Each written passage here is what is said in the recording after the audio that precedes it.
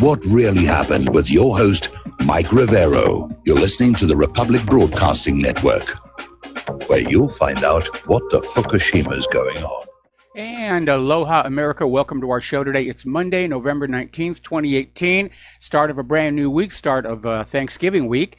And obviously that's going to be happening on Thursday toward the end of the week. And, it's really interesting to just basically reveal the mindset of how our nation is working. There was an article that came out from Zero Hedge where apparently there is concern of a cold wave coming down out of Canada over much of the eastern United States, and how it will devastate the Black Friday sales, that people won't want to go out on those snowy and icy roads and, brave the cold to just, get down to their favorite retail place of worship.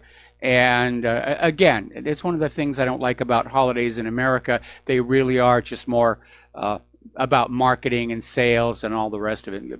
Claire and I, of course, we're staying home. We're going to be, sharing the holiday with family over the internet. All right, let's talk about politics. It looks like this debacle in Florida is finally winding down. Senator Bill Nelson finally conceded the Senate race to Florida Governor Rick Scott yesterday, nearly 2 weeks after the midterm election and following two contentious recounts here.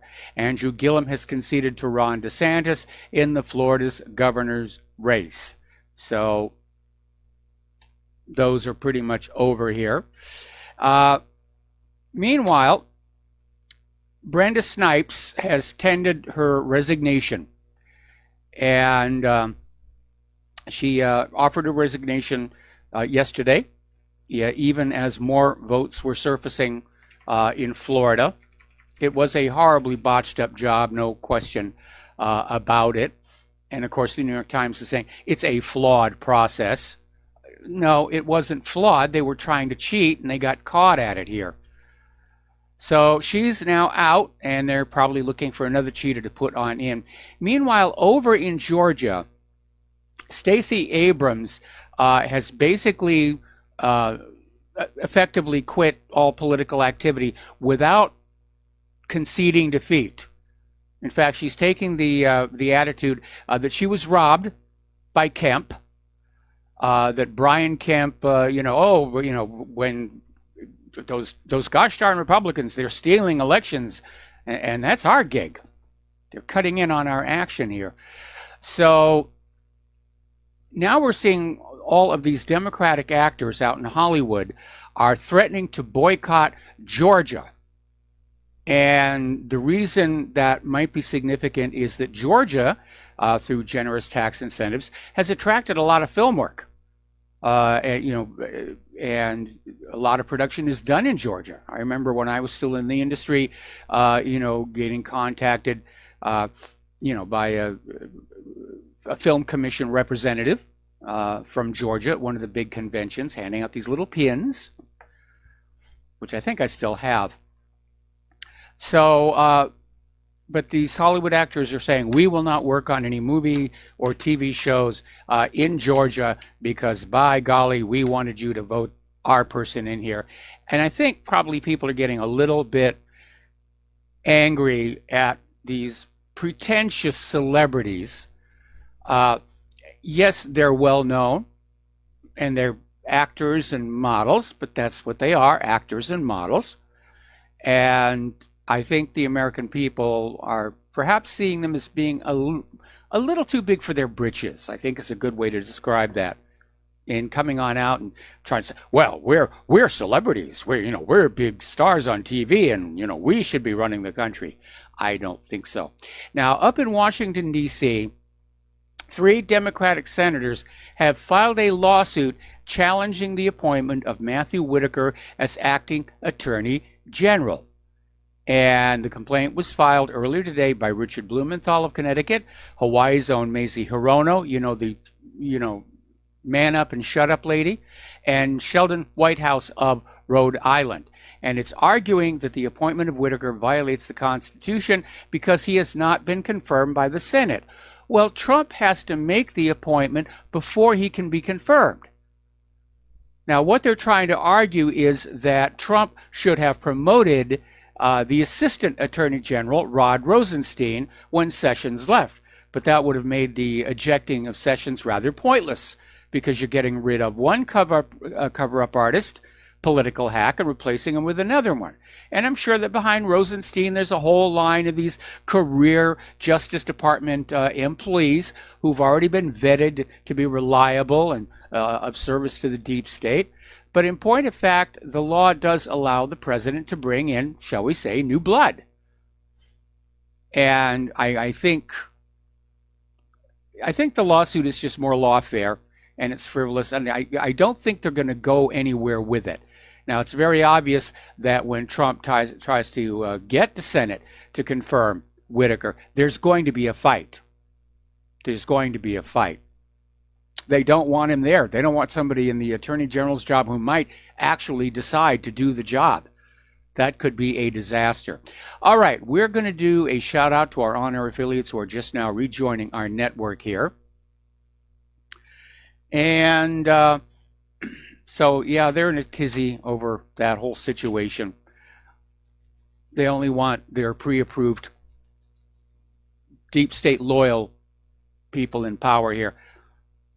Trump's got another 2 years to impress the American people that he meant what he said when he talked about draining the swamp, and he needs to start now. And there is a rumor that as many as 5 cabinet positions may get replaced in the coming weeks.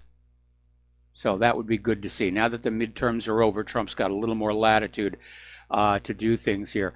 Apparently, a new complaint has been filed against Maxine Waters, and this new unfolding scandal has the potential to basically end her career. Not only end her career, she could be looking at jail time.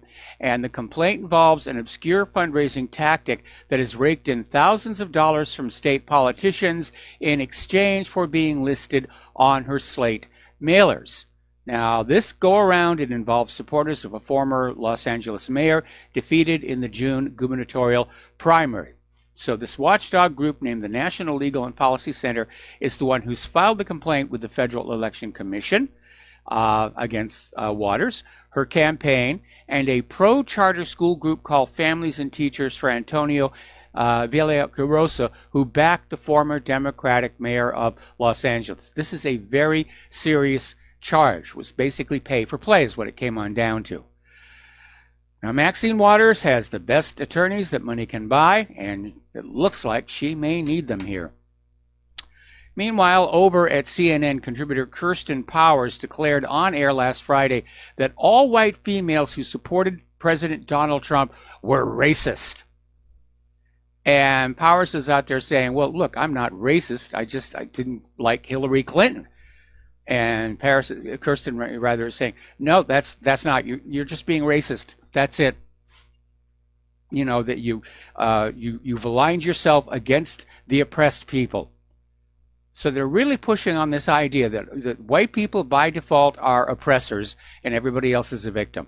We're heading into Zimbabwe territory here. Also over at CNN, apparently the White House is now going to revoke Jim Acosta's credentials again. This time they're going to go through the formal process so that the courts can't say you have to reinstate him. And again, Trump's the boss. That's his place of employment. And the presser there is a courtesy. I don't know why he doesn't have more of the independent media. We carried a lot of water for him back in 2016. But be that as it may, he's under no obligation to have any individual journalists come there, especially one who behaves in a very obnoxious, confrontational manner here. But apparently CNN is out there saying, we demand an emergency briefing. You know, you will consult with us before you kick our reporter out. Actually, CNN, I think, is getting an overinflated sense of their own importance, especially given their ratings of late. Now, out in California, Michael Avenatti, the porn lawyer, the one who was trying to help bring down Brett Kavanaugh and just create a name for himself in the media, has had his law firm evicted from its California offices for missing 4 months of rent. And basically, the landlord took him to court. It was a 1-hour trial. Avenatti did not even attend. So the Orange County Sheriff's Office posted an eviction notice on the law firm's offices, ordering Avenatti to vacate the building by 6 a.m. On, I don't have the date there, but he's basically getting kicked out of his building. So, beginning of the end. And after that domestic abuse story, all of his newfound Democratic friends, they're starting to just basically drift away. They're starting to drift away. Okay. Now, do you remember a while back, Bill and Hillary Clinton decided they were going to have their nationwide tour, the one-of-a-kind conversation with two individuals who helped shape the world. It was an evening with the Clintons, and people were saying, you know, the tickets were like $700 for the front seats. And a lot of people were saying this may be Hillary trying to sort of get a measure of popular support going into 2020. Well, apparently, the tour is suffering from very, very poor sales. People just aren't going. They don't want to see them. Very, very few people are going, and there is a persistent rumor coming out of the American Mirror that the rest of the tour may be canceled. So, Hillary, take a cue.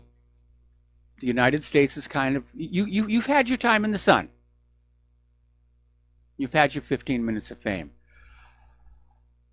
Okay, now let's get into the conflict zones. By the way, the phone lines are open, 800-313-9443. Talking about what's going on in Afghanistan, Rand Paul has come on out criticizing Trump's foreign policy, especially the amount of money being spent to build roads and bridges in Afghanistan. And apparently it's something like $50 billion with a B being spent in Afghanistan building roads and bridges. And he's saying, why aren't we building roads and bridges here? We need them here. And apparently a study from Brown University released last Wednesday found that American taxpayers spent $5.9 trillion with a T in military actions against Afghanistan, Iraq, and Pakistan since 2001, which is $2 trillion more than all federal government spending during the 2017-2018 fiscal year. Just vast sums of money. And this Brown University study was only Afghanistan, Iraq, and Pakistan. It doesn't have the numbers for Syria or for Libya or for, well, every place else that we're at right now, because officially we have conflicts going on in 7 countries. And if Bernie Sanders is right, we're in have military presence in something like 70. Huge, vast sums of money. And nothing left over for the American people or the American nation here. Now, interestingly enough, the U.S. Special Envoy to Afghanistan has said he hopes to strike a final peace deal with the Taliban by April of next year. I guess after, 17 years in Afghanistan, everybody is tired of this. They want it to stop. What the Taliban is going to ask for is very simple. U.S. go home. Now, what our special envoy, Zalmay Khalilzad, is going to try and figure out is some way to keep the puppet government in power. So we'll see what actually happens over there. All right, getting on down to Syria. It looks like the deconfliction zone idea is not working on out here. Apparently, back on the 17th, the Syrian Arab Army and its allies regained control of Al-Safa after the collapse of the ISIS defense in the area. And a Syrian Arab Army source told South Front that heavy rain had destroyed most of the fortifications and hideouts of the terrorist group during the last few days. One of the problems when you're having to work with sand in the desert. It doesn't rain very often, but when it does, everything just gets washed away here. So the remaining terrorists fled toward the eastern Homs Desert. The state agency SANA confirmed the Syrian Arab Army had made significant gains and that the highest positions in the area are under army control. They've got the high ground. They've got the initiative, okay? Now, the United Nations recently released a report confirming that many of the places in Syria where the terror group ISIS continues to operate, recuperate, and extract oil for profit are in areas of the country occupied by the United States. In other words, the United States is providing safe haven to this terrorist group, and the United Nations is calling them on it. Over in eastern Syria, U.S. airstrikes have killed at least 40 people, most of them civilians. This happened Saturday, and human rights observers reported he killed 40 more people, overwhelmingly civilians, mostly women and children. Over in the southeast Idlib, a major Syrian army assault has begun. The Sochi deal is clearly unraveling. And a lot of people are saying for a while it looked like Syria was going to devolve into a Cold War of everybody just staring at each other, making faces at each other. But it looks like it's going to become hot again over the next few months.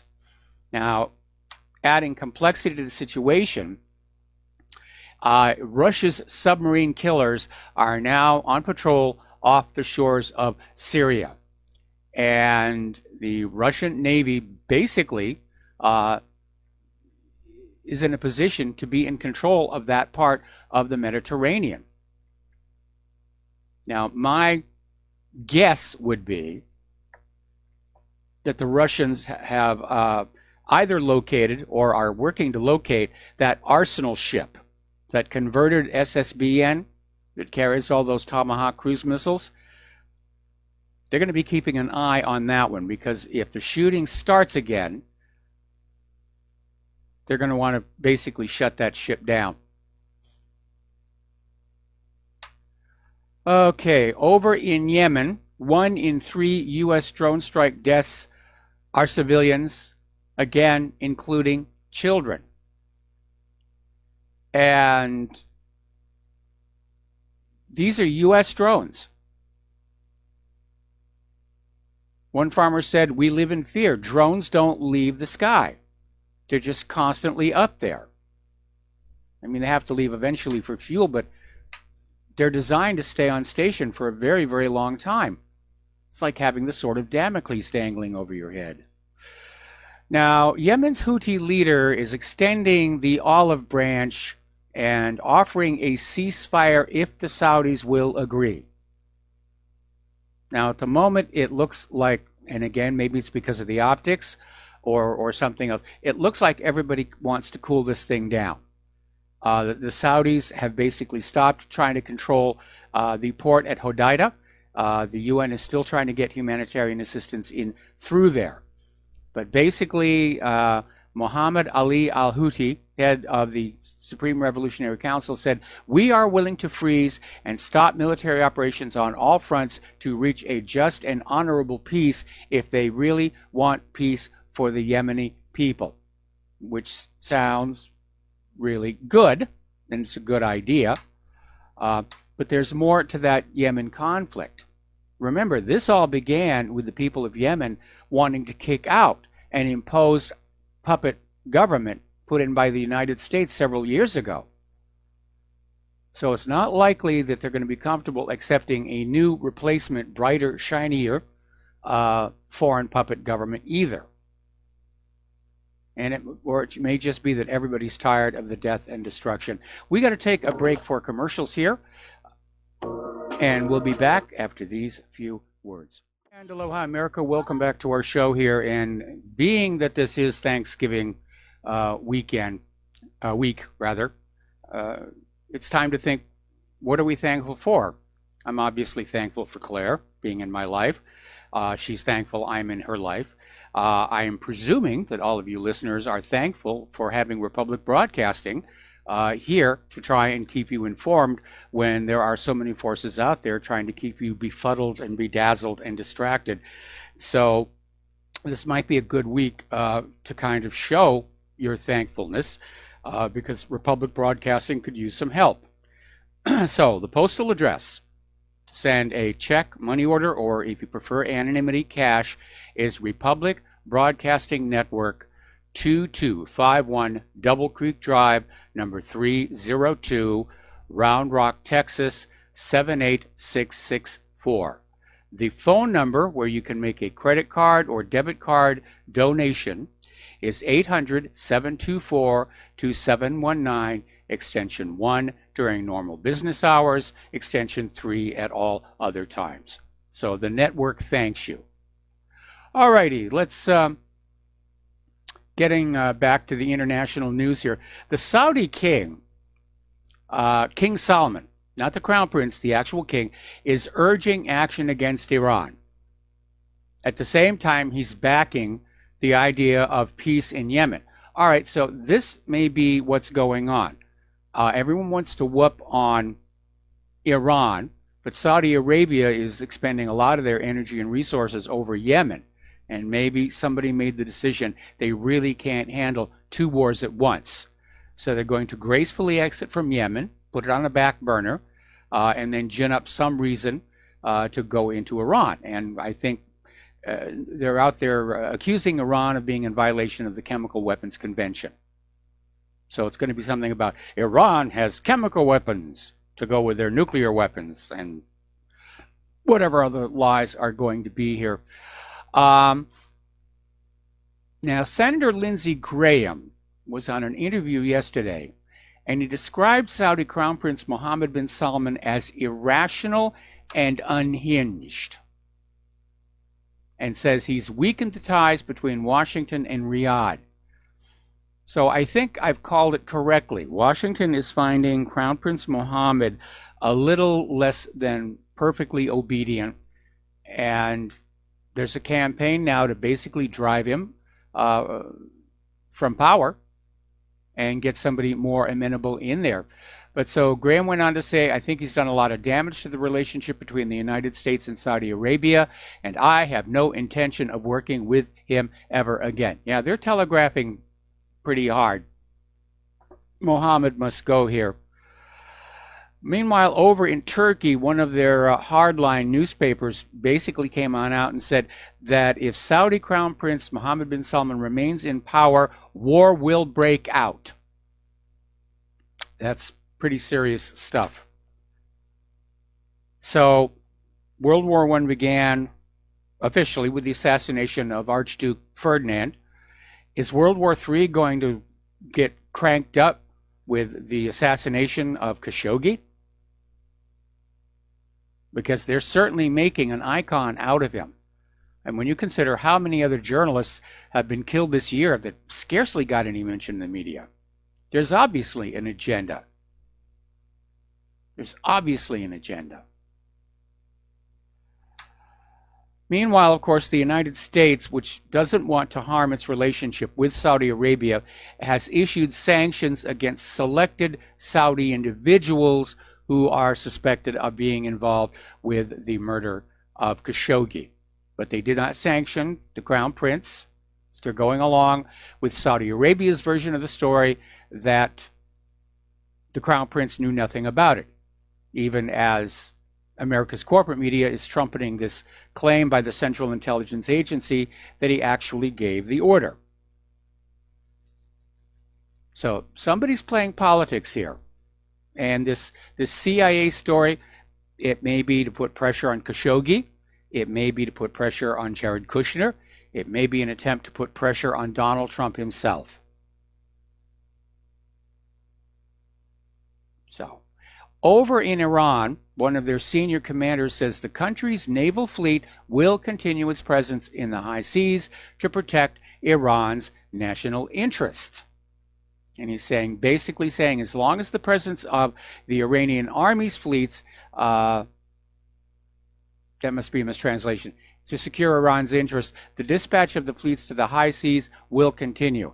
And Iran does have a strong navy, not as strong as the United States, but apparently in good working order. And this commander said that if necessary, they will send their ships into the Atlantic Ocean. And they have done it in the past. Meanwhile, Finland is out there screaming that Russia was jamming GPS during the recent NATO drills. They have no evidence for it whatsoever, but by golly, it's just anything that goes wrong, we blame Russia. You know, Skripals get food poisoning. Oh, it's Russian poisoning attack here. Our GPS equipment isn't working all that good. Oh, it's got to be Russia's fault. We're going to take a break for commercials. We got a caller waiting on the line, and we will be right back. Aloha, America. Welcome back to our show here, and we're going to go right to the phones to Dustin in New Jersey. Aloha, Dustin. Welcome back to the show. What's on your mind? Hey, Norway tried to blame Russia for their frigate hitting the oil tanker. So, Yeah. you know, I mean, Operation, was it Trident Junk? Yes. It makes a good barrier reef now because that thing's gone. If you saw the latest. It sank all the way down. They're not going to be able to get it up. I imagine they'll scrap it in place and, you know, recover as much of it as they can. It's all Fat Leonard's fault. Oh, wait. That's the United States, not Norway. That's the other side of the world. Yeah. Hey, Mike, you know, I got to talk to you about, you know, with the things going on with not working out in Idlib, but did you see they completed the offshore part of Turk Stream?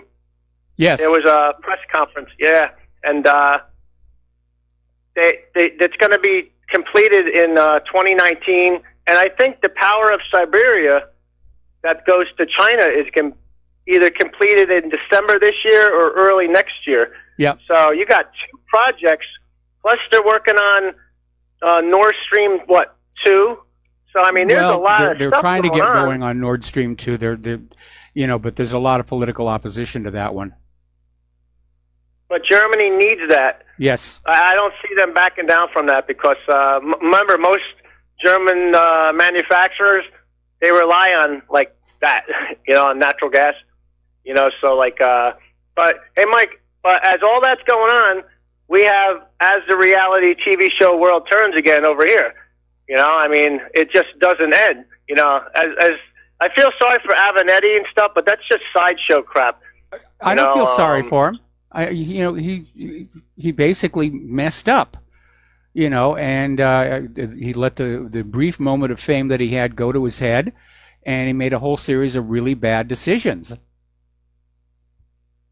It's just a shame. Like, I mean, we're coming to the holiday, and if you look in the stock market again today, things are not going well. No. I mean, it's just everything, you know, you look at what's going on with Israel, Netanyahu's in trouble, Saudi Arabia, with the Khashoggi murder is in trouble, and just, it seems like the pillars are falling apart for, like, not the deep, well, I guess the deep state, but, like, you know, this oligarchy we got, and it's not going good for Theresa May in Britain either, so, and Macron either, because they have riots going on over in France and Britain, because France had a 20% increase in fuel prices.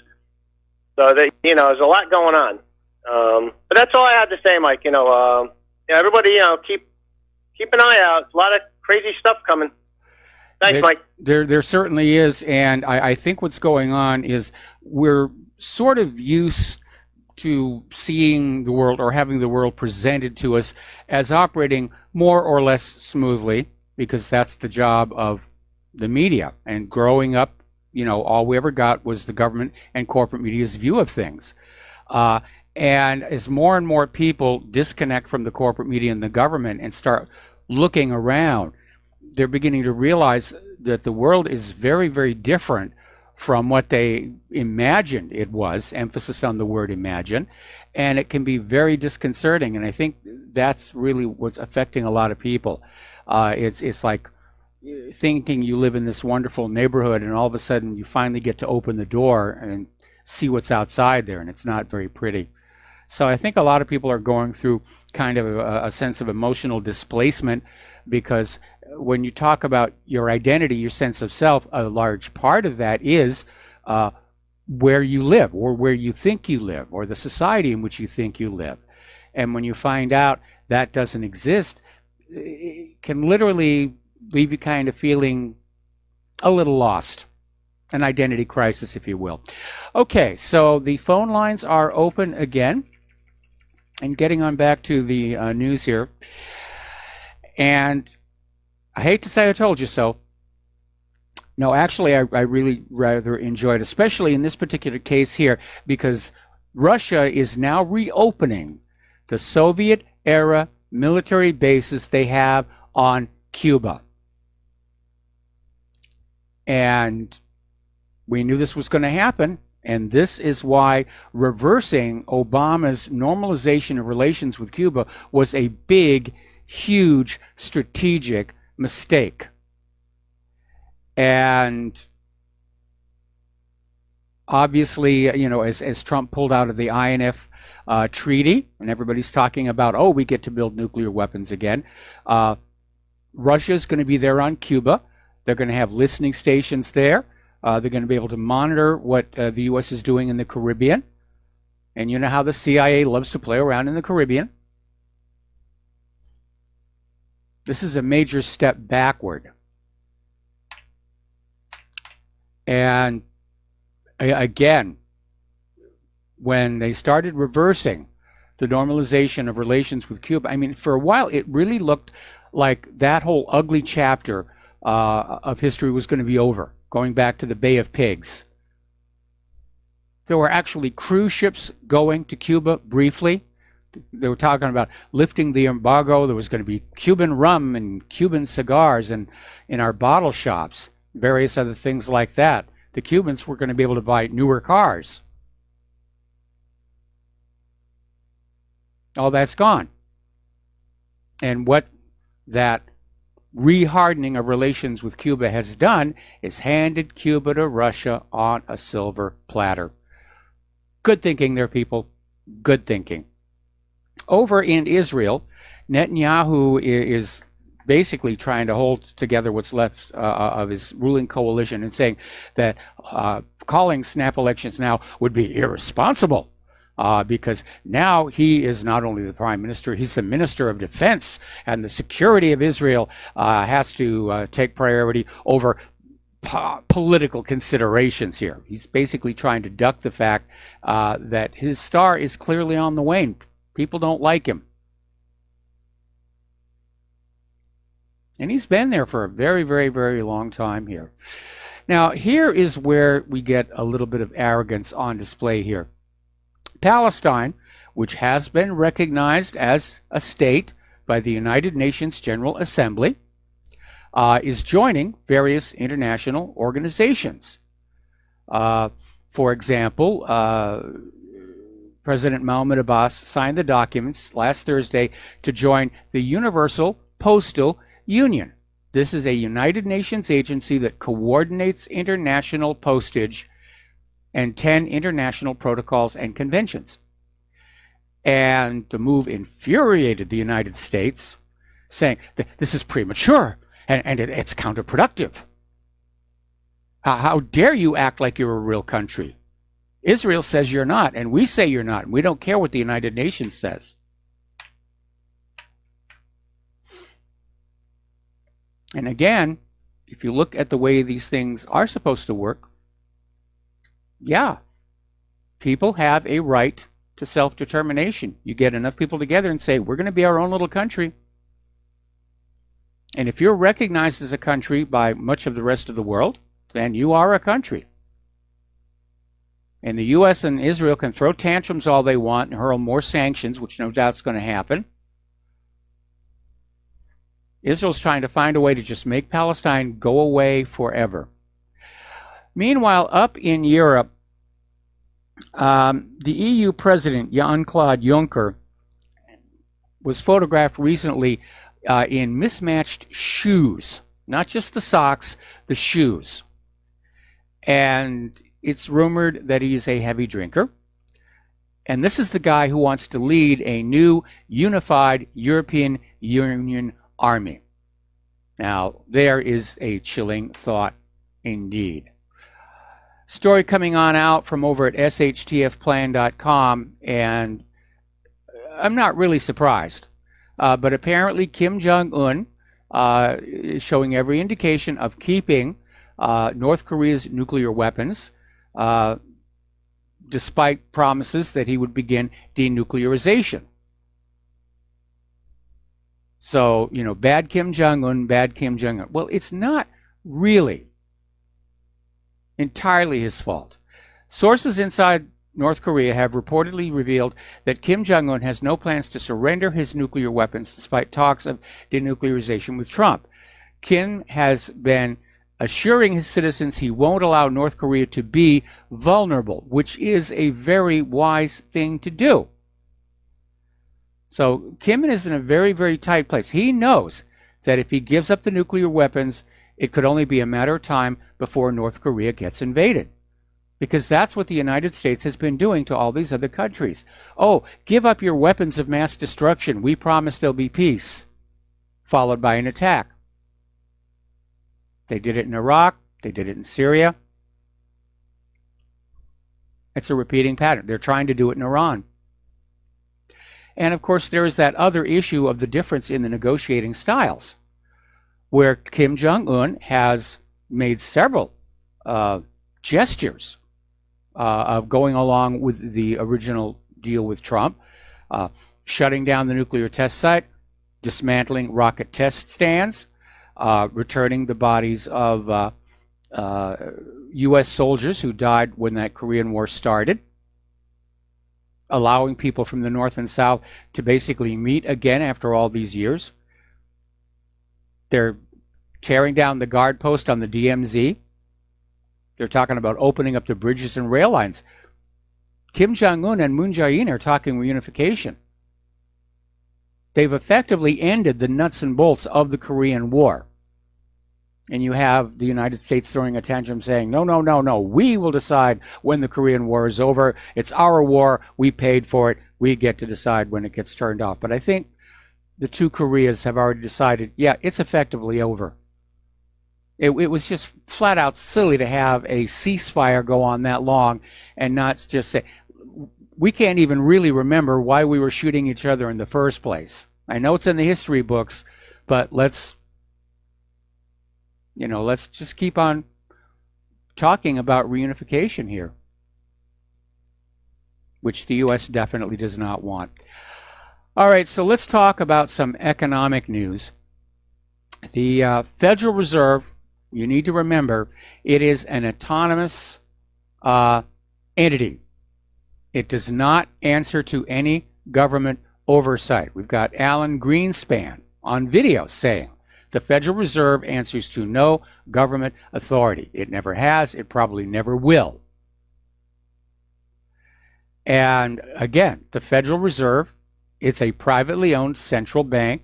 It has extraordinary authorities to coin and create our money. Well, it doesn't even use coins and metal of value anymore. It's just ink, paper, and numbers in a computer.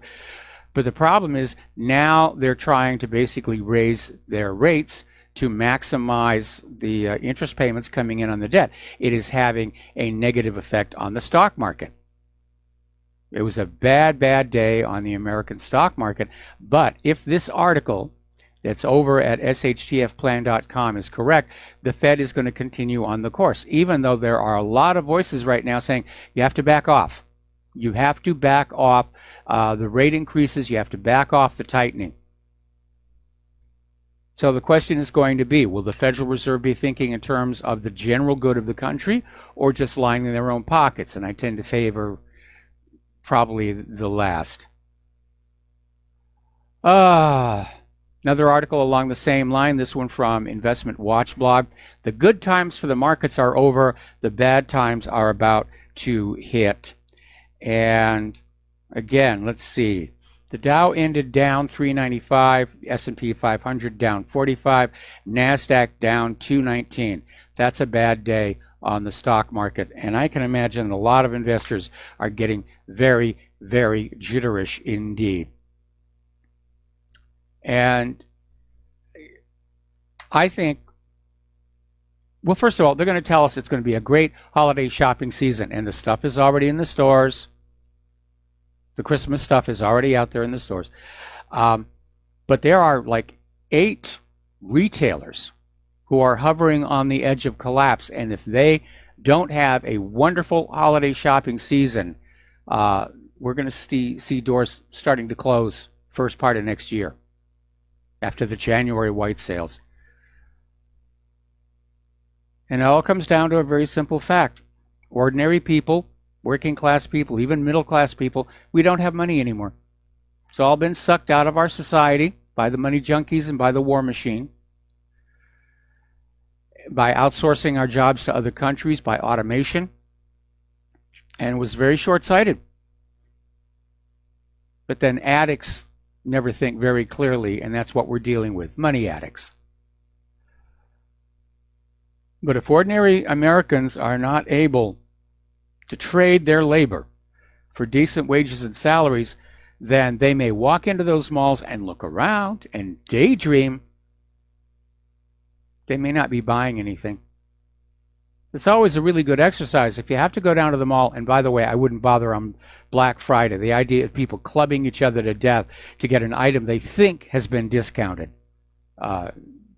It's a poor portrait of the American people. But when you're down at the mall anyway, and you're walking around, you'll probably see a lot of people. Don't count the people. Count how many shopping bags you see. Because Claire and I have noticed when we go down to the mall at the bottom of the hill here, there'll be a lot of people looking around. Very few of them are actually carrying any packages. Most of them, they just have empty hands.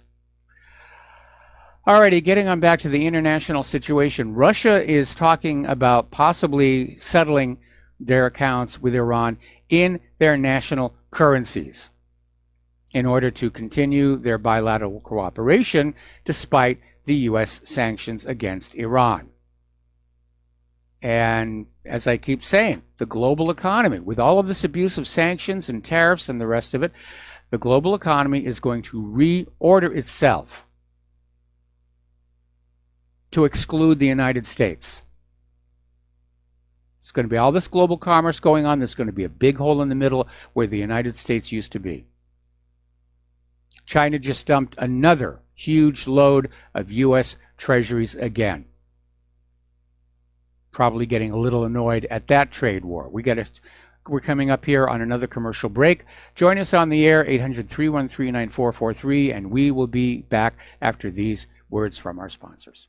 Aloha, America. Welcome back to our show here. And this story I'm about to tell you, we have heard of this sort of thing happening before, but it just boggles the mind how bureaucrats can be like this. Okay, apparently over in Kansas City, there was a group of volunteers who got together to cook food for the homeless and hungry. And apparently city health inspectors showed up, confiscated the freshly made food, poured bleach all over it to make sure nobody would eat it, and then basically threw it in the dumpsters. And apparently the health department seemed very surprised that there was a backlash. And they said, well, look, we can't guarantee the health and safety of this food for these homeless people. We're just looking out for their welfare here. Well, I got a news flash for you. I think these people are better off with these volunteer cooked meals than just eating what's in the trash dumpster. Ever stop and realize that it's a question of different degrees here? These people are homeless. They are hungry. They need to be fed. The government is doing nothing about it because all of the extra money is going to buy bullets and bombs and bandages. And this health department tried to make it sound like this was a good deed, to not let these homeless people risk listeria, salmonella, or E. coli. He said, we saved these people from going to the emergency room, which of course was an insult to all those volunteers who were out there cooking. And it's absurd. Bureaucrats, it's like if you go to work for the government, they do a lobotomy on you. People stop thinking here. There is a new phenomenon across the landscape of America, and that are homeless families who are living out of recreational vehicles. They've lost their main house, but their camper vans, their motorhomes were paid off, so they're able to still live in those. The problem is, of course, where to park them. Some communities are taking a look at this and saying, okay, we need to set up dedicated RV parking spaces, so these will not be on the road, that will include things like plumbing hookups and water availability. Other communities are going the different direction, and they're simply writing tickets on these RVs until the fines build up to the point where the RVs can be confiscated, which is a rather heartless thing. But this is supposed to be the American dream? I don't think so here. U.S. household debt hits a record $13.5 trillion with a T dollars. Delinquencies on mortgages have hit a 6-year high. All right, we're going to take a break for station identification, and we will be right back with Hour 2. And aloha, America. Welcome back to our show, Hour number 2. The phone lines are open, 800-313-9443. We're talking about the economic news. And apparently America's largest bridal chain, David's, has filed for Chapter 11 bankruptcy. And apparently they missed a debt payment last October on $270 million in unsecured notes. And so David's Bridal has begun a pre-packaged financial restructuring by initiating a voluntary Chapter 11 bankruptcy reorganization. Now, the company will remain in operation during the restructuring, which will cut outstanding debt by more than $400 million out of its overall debt load of $760 million. That's a lot of debt load. But we're raised to think that that's a good thing. Oh, yeah, got to be in debt. Got to be in debt to the bankers. Can't do business without being in debt. Here's where I have a problem. We know that fewer and fewer people are getting married these days. And that has to be taken into calculation, I think. Anyway, as Dustin was mentioning, over in France, they are having major riots over French fuel prices. They shot up about 20%, and the French people are just fed up. And so they've got 280,000 people protesting the rising fuel prices. One person is dead, 200 have been injured. And it seems to be a flashpoint because I think the French are just fed up with all of the scandals, poor policy choices. And populations can be like that, where they're holding it in, they're angry about this, they're angry about that, they're angry about the poor roads, they're angry about the rails, and they're holding it. Then all of a sudden, something is going to happen that puts it over the threshold. And the media may say, oh, well, this rioting is all about fuel prices. No, it's about everything cumulatively those people have had to deal with. Okay, we're going to take a phone call now from Mark in Los Angeles. Aloha, Mark. Welcome to the show. What's on your mind? Mike, thanks for talking to me, man. Thanks for having me back. I told you I'd come back. Okay. Real quick, I have a suggestion for a bill or a law that any rational person would not find so far-fetched, but the hypocrites would totally find this to be offensive, and they would compare this to the your previous callers that talked about, you know, executions and guillotines and everything else. But I'm not talking about that. You know, what's going on? You know, I'm LA resident, man, and what's going on? It's almost like these when you watch court TV and you see these irresponsible pit bull owners. You know, these people that walk around and they say, oh, our dog wouldn't hurt a fly, and he's off leash. And then they tell the passerbyers, don't be scared of him, and he won't bother you. You know, and that's that. It's like it shouldn't be up to us to have to exercise fear or bravery or anything when you should just leash your dang dog. You know, it's like irresponsible parents who let their kids just run amok, and that's what we're letting the hypocrites. So that's what I call them. That's what we're letting them do, man. They're just running amok.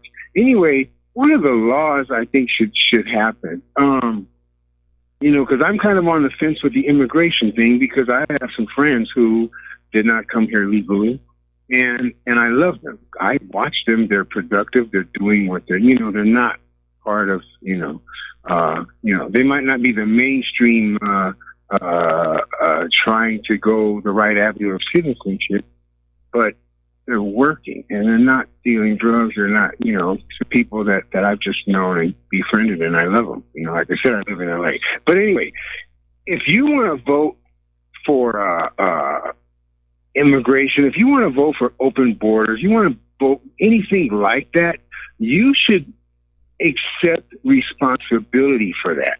And I feel like for every registered hypocrite who wants to say, yeah, open borders are cool, then you should sponsor 10, what I'll say, illegals.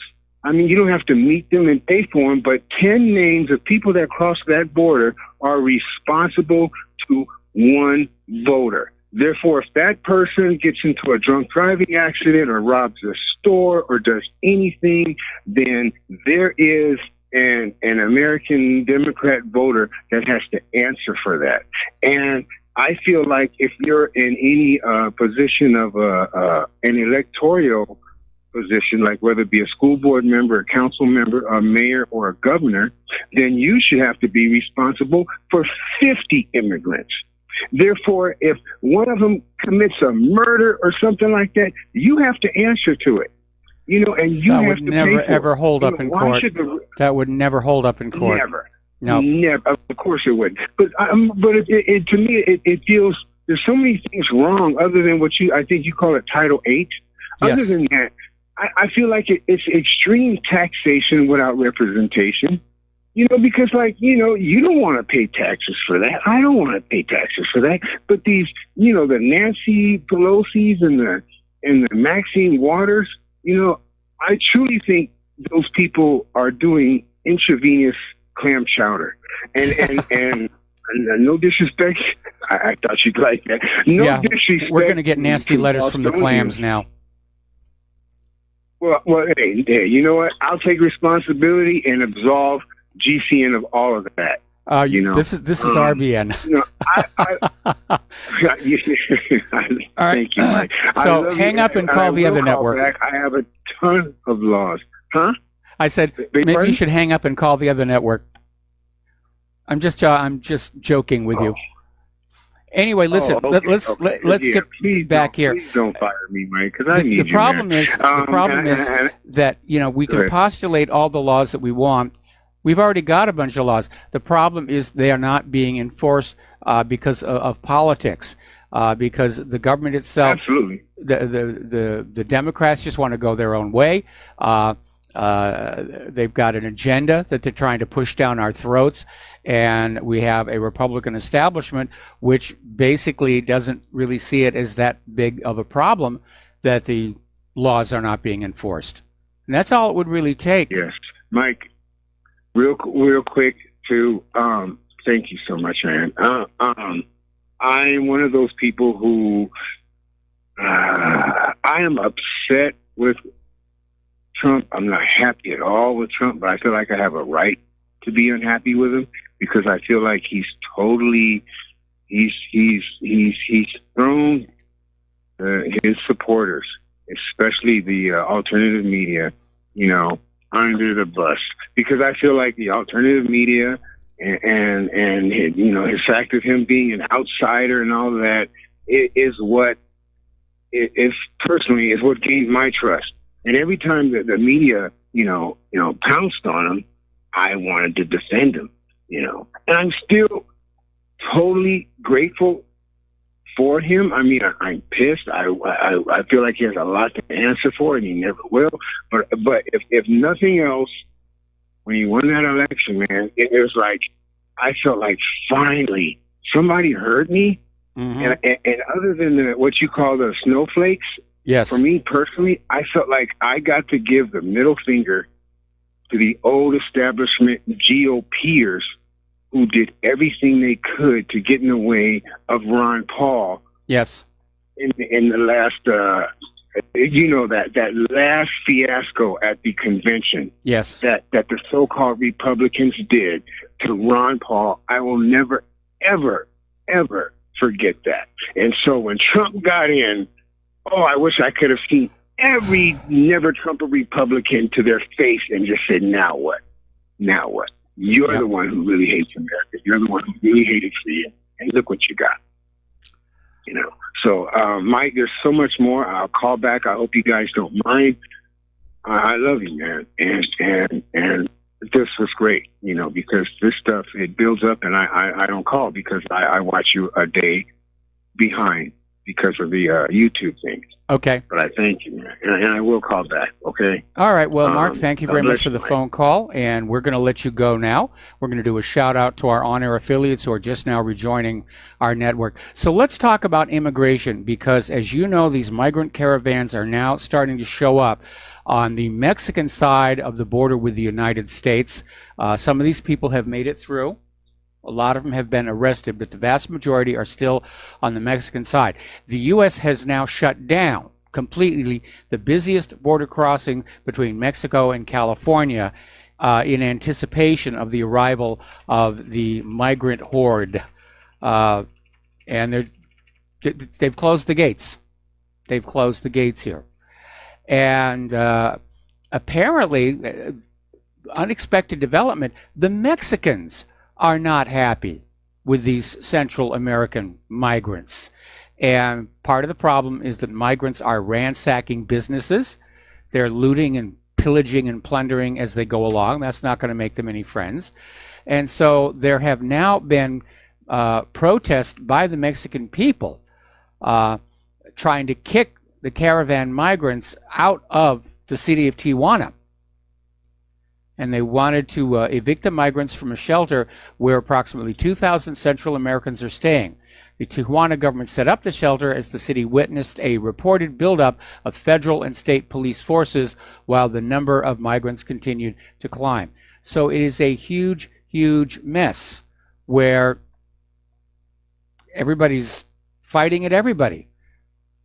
And I think there's an object lesson there for the globalists who really thought they were going to take all these different groups of people and just pour them all together and everybody was going to get along just fine.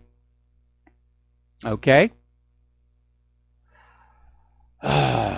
Over in Sweden, a 25-year-old woman was gang raped by Africans in a playground in central Stockholm. The woman contacted the police, who then arrested the three men the same evening, who are aged 18, 20, and 29 years old. Two are citizens of Somalia, the third in Eritrea. Two of them were previously convicted for crimes like assaults and drug offenses. One of them is suspected of a rape that took place in February. By the way, after they were done raping this woman, they also stole her property. So, thank you, George Soros, and all those open borders people here. Apparently, over in Italy, people got an eyeful over there.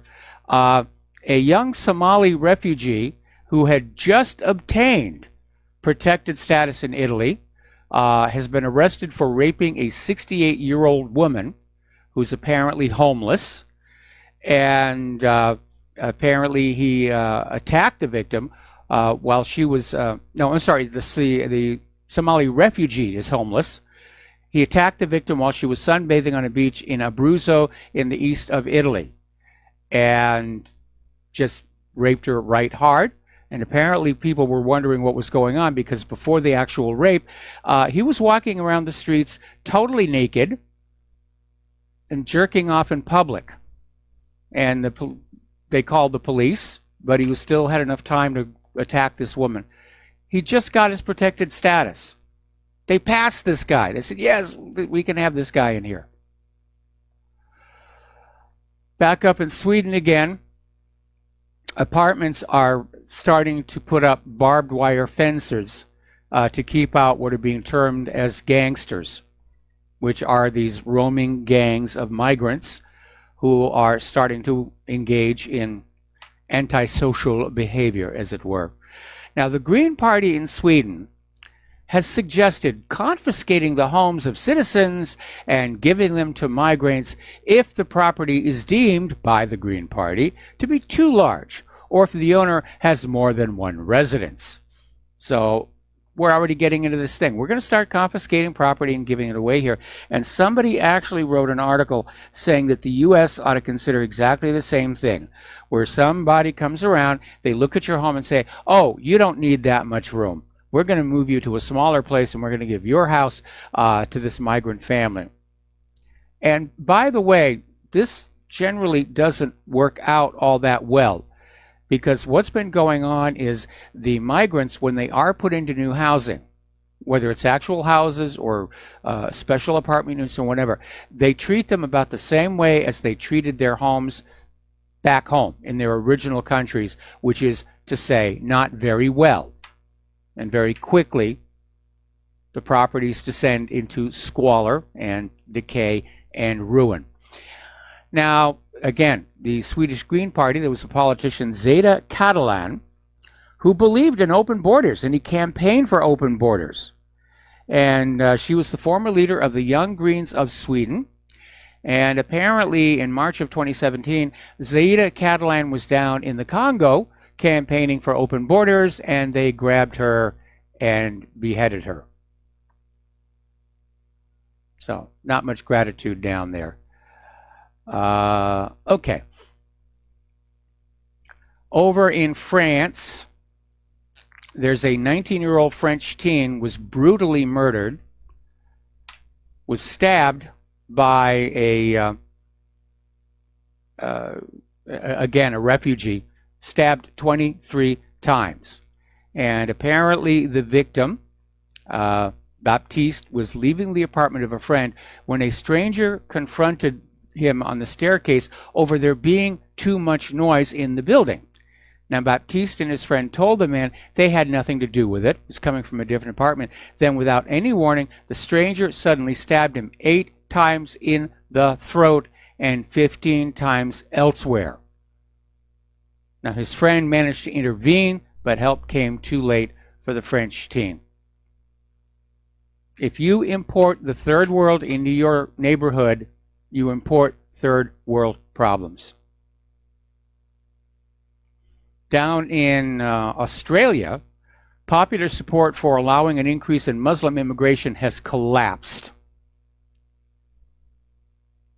And apparently a lot of it had to do with this Islamic State-inspired terror attack in Melbourne. This happened at a place called Bourke Street by Somali immigrant Hassan Khalif Shah Ali. And so, yeah, it's backflashing. People want to go back to being French, to being Australian, to being British, to being German. They're getting really kind of sick and tired of all this, let's blend everybody together. Okay, now, the globalists, though, are still pushing their agenda. And over at Breitbart, they're reporting on apparently the latest push right now, the latest propaganda, the latest spin, is that mass deportation is morally unacceptable now. You can't deport these people. It's immoral. It's wrong. And therefore, the only solution right now is for a general amnesty for all refugees and illegal immigrants. Just wave the magic wand and make them citizens. That's the only moral way to move forward. And apparently, this is coming out of the Brookings Institute's William Galston, who's called populism the enemy of democracy.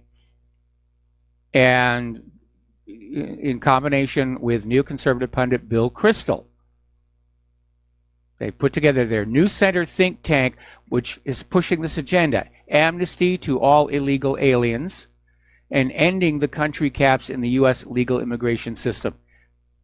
Basically, open borders. No more borders. That's what they're pushing for. And look how well it's working out now.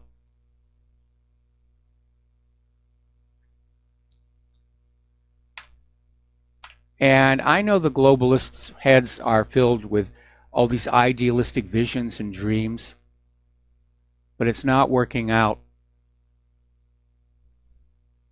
because of human nature. And human nature is human nature, and it can't be changed by any amount of outside tinkering, contrary to what liberals think. Okay, we got to take another break for commercials. We'll be right back. Aloha, America. Welcome back to our show here. Over in Great Britain, there is a lot of contention over Brexit, specifically the Brexit deal and whether they should even have a deal. And anger is building against Theresa May because her deal that she put together basically gives the EU everything that they want. It's a no Brexit, or a Brexit in name only. And the opposition politicians are saying this is not acceptable. So they're describing Theresa May as either completely useless or plotting to keep the UK in the EU. And Gerard Batten basically ridiculed the idea that May was allowed to head the withdrawal process, as she'd always been a hard-line Remainer.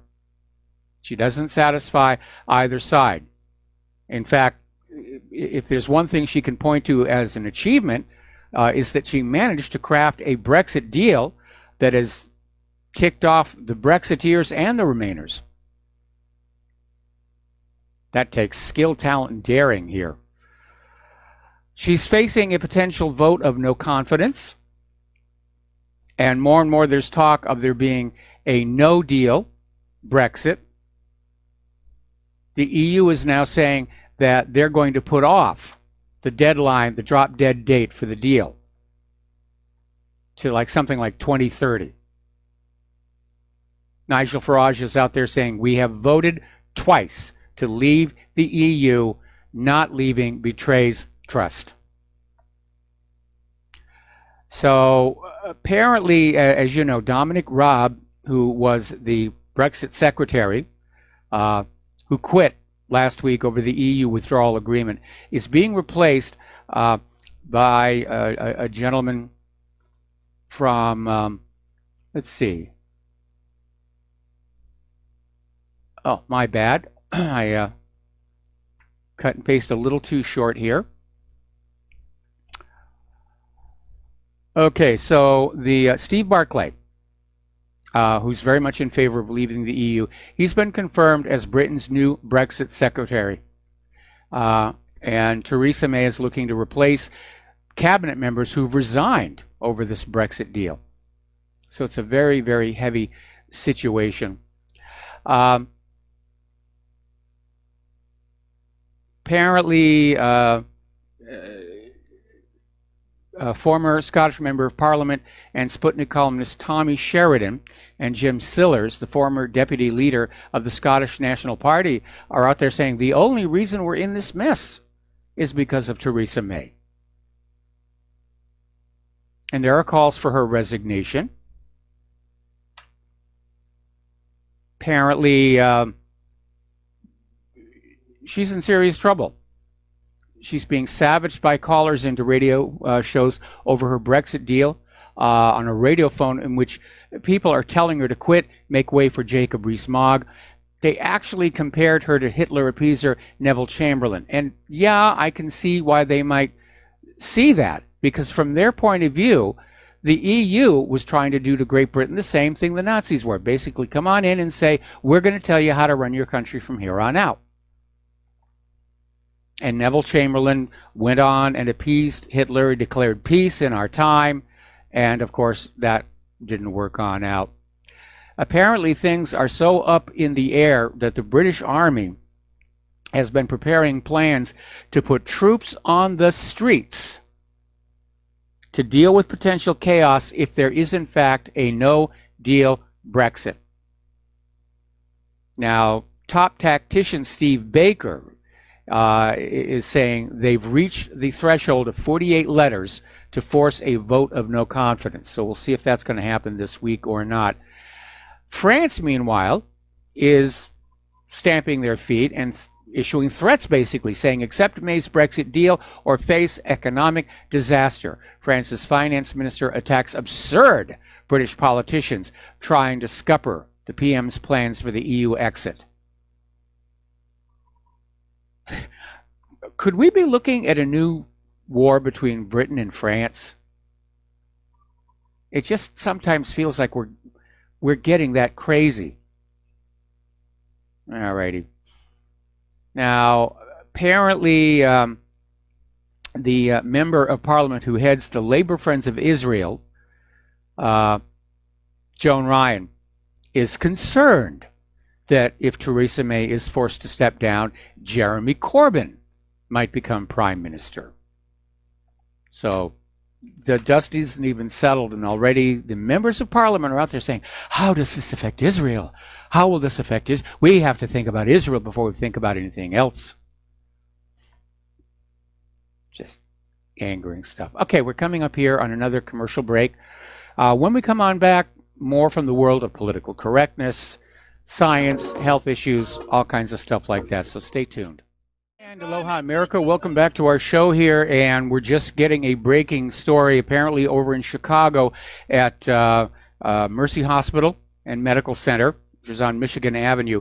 Apparently there was a shooting incident, multiple people wounded, including the shooter themselves, and no other details about what may have prompted this. Maybe the shooter took too many of those prescription antidepressants. But we'll keep an eye on that story. Meanwhile, we have a caller waiting on the line. Robert in Northern California. Aloha. Welcome to the show. What's on your mind? Aloha, Michael. Well, I had this Cortez lady on my mind until you just mentioned that last piece of breaking news. May I ask where you got that from? It's just showing up now on, well, like the Chicago Tribune's website. I think CNN is carrying it live. I don't know because I'm over on Fox, but somebody emailed me and said, hey, this just hit. Oh, well, gratitude to them. That's a good thing they did. I haven't checked CNN lately. They're just not really worth my time. Well, the main reason why I called in, sir, was this Alexandria Ocasio-Cortez. Yes. And she went on a 15-plus minute rant last night, doing the word soup, talking about the three branches of the Congress. Yeah. You heard this, right? I've heard that, yes. Yeah, I still can't believe that this woman got elected. Can you explain to me exactly how we got to this point here in America? Because I thought that we had a lot of really moral and intellectually sound beings in this country, and I'm getting confused.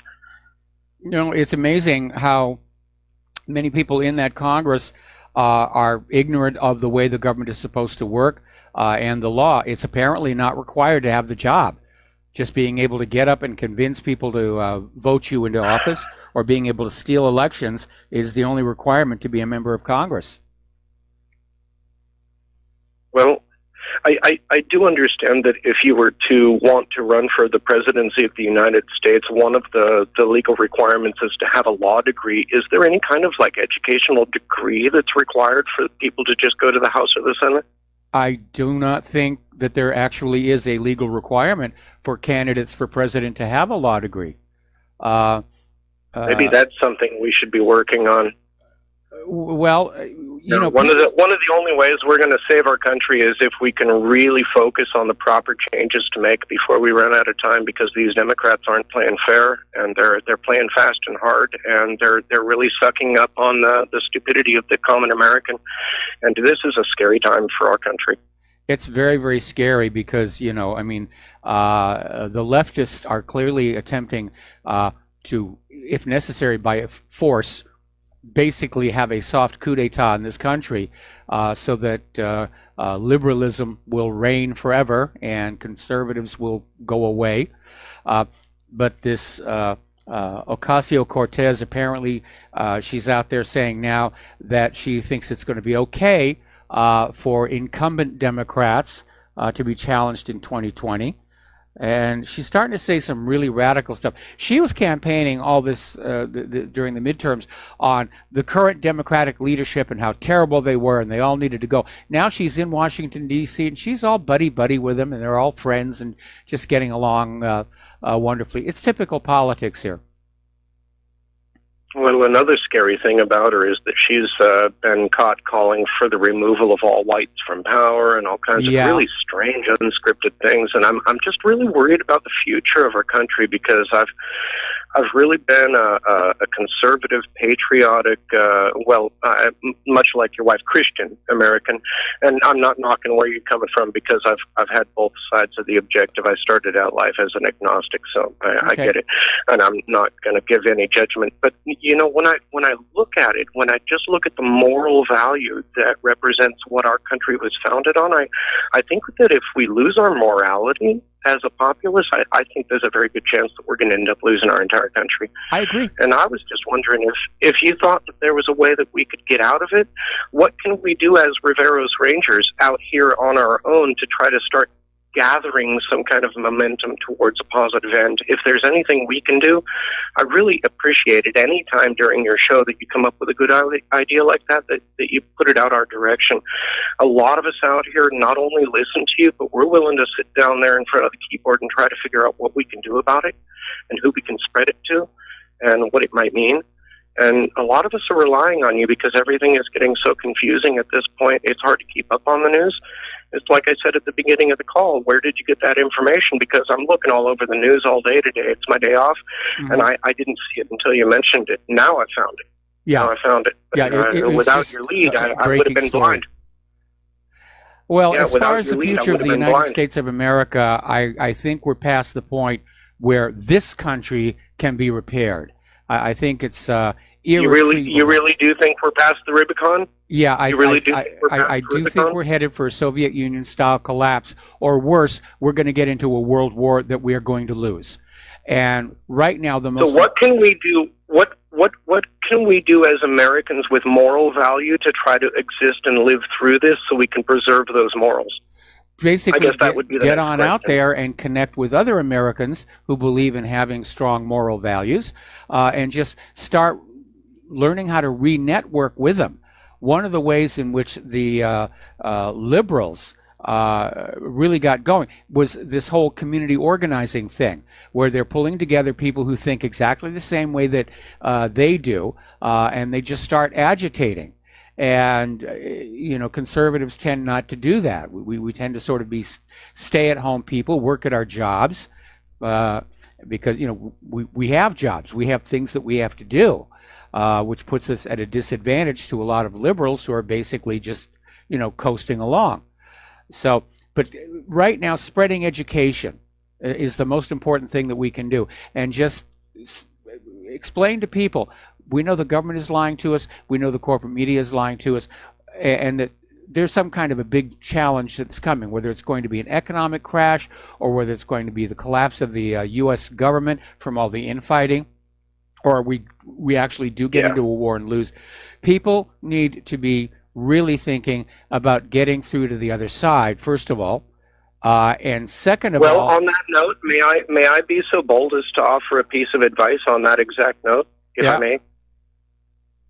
Well, in addition to the idea that I believe what you're saying is correct, that we should share as much information as we can with our neighbors and our friends, I think another thing that we need to do, if we're really actually past the Rubicon at this point, is start preparing with the real basics of like food and water and just, preparatory goods to make sure that we can get out the other side of this with some numbers enough to keep some moral value in our country. If it's that bad, I think we need to start kind of just getting past the shock and start dealing with the situation in its severity. One of the best things we can do is really just prepare ourselves and our homes and our families, and we need to really just assess our social assets around us. You know, our friends and neighbors most nearby us may be the people who save our lives. Absolutely. Comes to a very uncomfortable situation.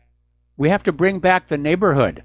You know, and we're starting to see indications. People are starting to turn away from social media and go back to just being human beings. And yes, your friends and neighbors that you live near, that's going to be the mutual support structure to get through the hard time. And the important thing is to convince them that, yeah, there are going to be some tough times coming here.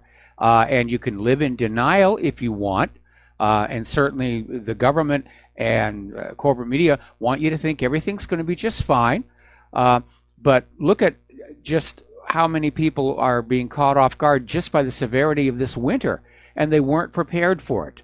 And the same thing is going to be true. Well, if you fail to prepare, Mike, if you fail to prepare, you're preparing to fail. Absolutely. Absolutely. Okay? Hey, you have a great day. I wish you the blessings that I can, and you and your wife, you know, I pray for you guys, although it means a lot more to her than you. Don't worry, you're getting the benefits of it. I appreciate it. You know, I really wish you guys the best. Thank you. Yes, sir. All right, you thank you very much. We're going to let you go. Going to switch over to Mark in Montana. Aloha, Mark. Welcome to the show. What's on your mind? Howdy, Michael. No, I'm getting really concerned. I turned 51 this year, and you young I've never whippersnapper. Oh yeah. I still work in the oil field, Michael. Don't call me young. These guys I work with are young, and they're working me in circles these days. I'm really concerned about what I'm seeing in this country.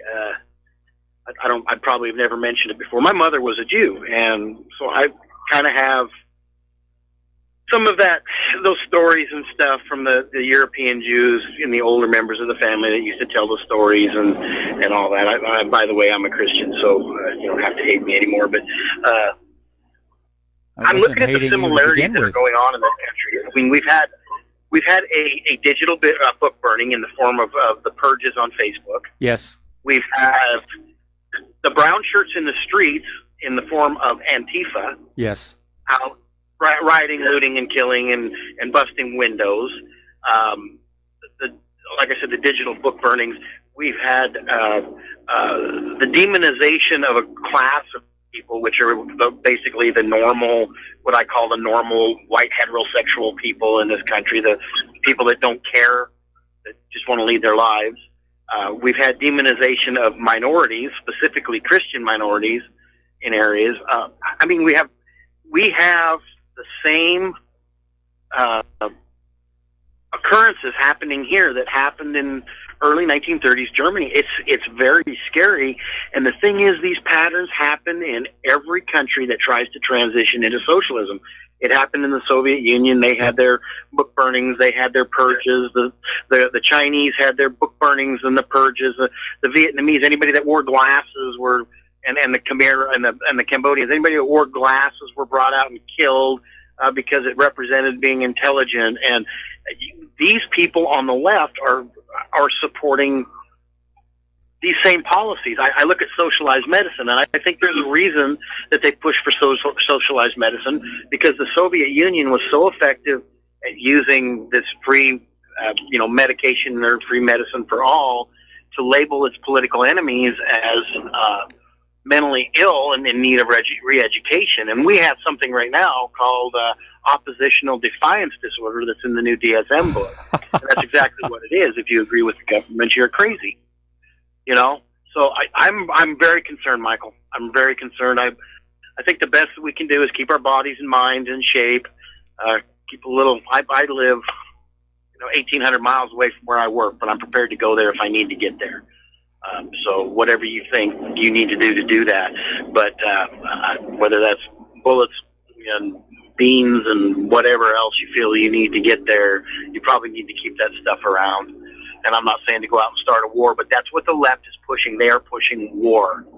They're pushing revolution, and it's something that I don't think that they're foolish enough to believe that they could win. Well, apparently, whoever's organizing them thinks that they can accomplish something. I don't know about a complete takeover of the country.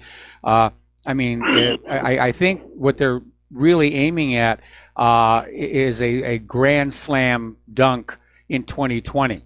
Democrats overwhelmingly in control of Congress, a Democratic president, and they're just going to push that liberal agenda, grab all the guns, and so forth and so on. And yes, they could start a revolution doing that. One of the things that really worries the me, only reason that... Go ahead. I was going to say, one of the things that really worries me is how disconnected some of these political operatives and politicians themselves are from what's going on with ordinary Americans. And I think it's leading them to make some serious misjudgments. We know that liberals are absolutely convinced that they're changing how we think by just what they put in front of us. But again, that was the big fraud coming out of Margaret Mead. You know, human nature is as much inheritance as experience, and it's not that easy to change. And you know, the only reason that socialism survives for a limited period of time is that it's instituted on the backs of capitalism. If it wasn't instituted and set up on the backs of a previous capitalist society, the resources wouldn't be there for it to survive. And it survives for a while because of those resources that are gleaned of the previous capitalist society. But they can't go on forever because they continue to produce nothing. Yeah, you know, socialism works until you run out of other people's money. Right, and the infrastructure was built, and the means of production were built under a capitalist society. The socialists, or the National Socialists in the form of the German Workers' Party or the American National Socialist Democratic Party, are trying to build themselves now upon the previous advances that a free market has created.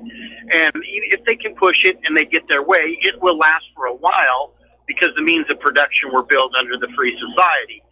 Those means will slowly disappear with no way of replacing them under socialism. Well, it almost sounds like the situation we've got right now, where our manufacturing has been in decline for all these decades. And, you know, there's already a lot of socialism embedded into our system and our structure. So it's not like somebody's going to throw a switch. I don't even see us as a capitalist country anymore. I mean, it may be still operating as capitalism up at the very, very top, but down toward the middle class, it's more fascism, and certainly down toward the poorer people, it's definitely gone socialist with all the, you know, the food stamp programs and everything like that. I see it as a bureaucratic capitalist society. We're a capitalist society that is controlled by a heavy, I don't want to say heavy-handed, it is a heavy-handed bureaucracy. So it treads lightly like it's walking on eggshells. And that's disturbing in and of itself also. You looked at what the Nazis did in Germany. They didn't go in and take over, you know, the Volkswagen plant. What they did is they told the Volkswagen plant, you will produce this and you will produce this at a profit. If the guy at the head of the Volkswagen plant couldn't do it, they'd drag him out in the street and replace him. That's what it was. That's the way National Socialism works. Mark, I'm going to have to let you go. Mark, I'm sorry. We've hit a commercial break. I need to let you go. We got another caller waiting on the line, and we'll be right back. And aloha, America. Welcome back to our show here. And we're going to take one more phone call. Then we're going to close the lines because I got more news to go through here. So Joe in Oklahoma. Aloha, Joe. Welcome to the show. What's on your mind? A couple callers back, there's a gentleman who was talking about the president needs to have a Juris Doctorate, and all legislators ought to have Juris Doctorates, but no disrespect to him, but I wish that he and others would search out the original 13th Amendment. There's a fellow by the name of Brian Marks. Yes. Did a very great dissertation on that, and I myself viewed this original 13th Amendment in Arlington County Courthouse, Arlington, Virginia, about 20 years ago or so. I don't know if the volume's still there, but it was the statutes of Virginia and laws of the United States in 1817. And the 13th Amendment then isn't the 13th Amendment now. Yep. And what it did is prohibited anyone with a title of nobility, and Esquire is a title of nobility, which most attorneys and lawyers carry. Their shingle behind their desk says Esquire. They are a noble. They were prohibited from holding public office. I wish that he would go look at some of that, and we need to reinstitute civics. The American people have taken the bait, hook, line, and sinker. If you voted Republican, you helped lead to this demise. Not that Democrat would have been any better, because think about the Patriot Act came in under Bush. Kavanaugh, he's a great Second Amendment supporter, but he helped get the Fourth.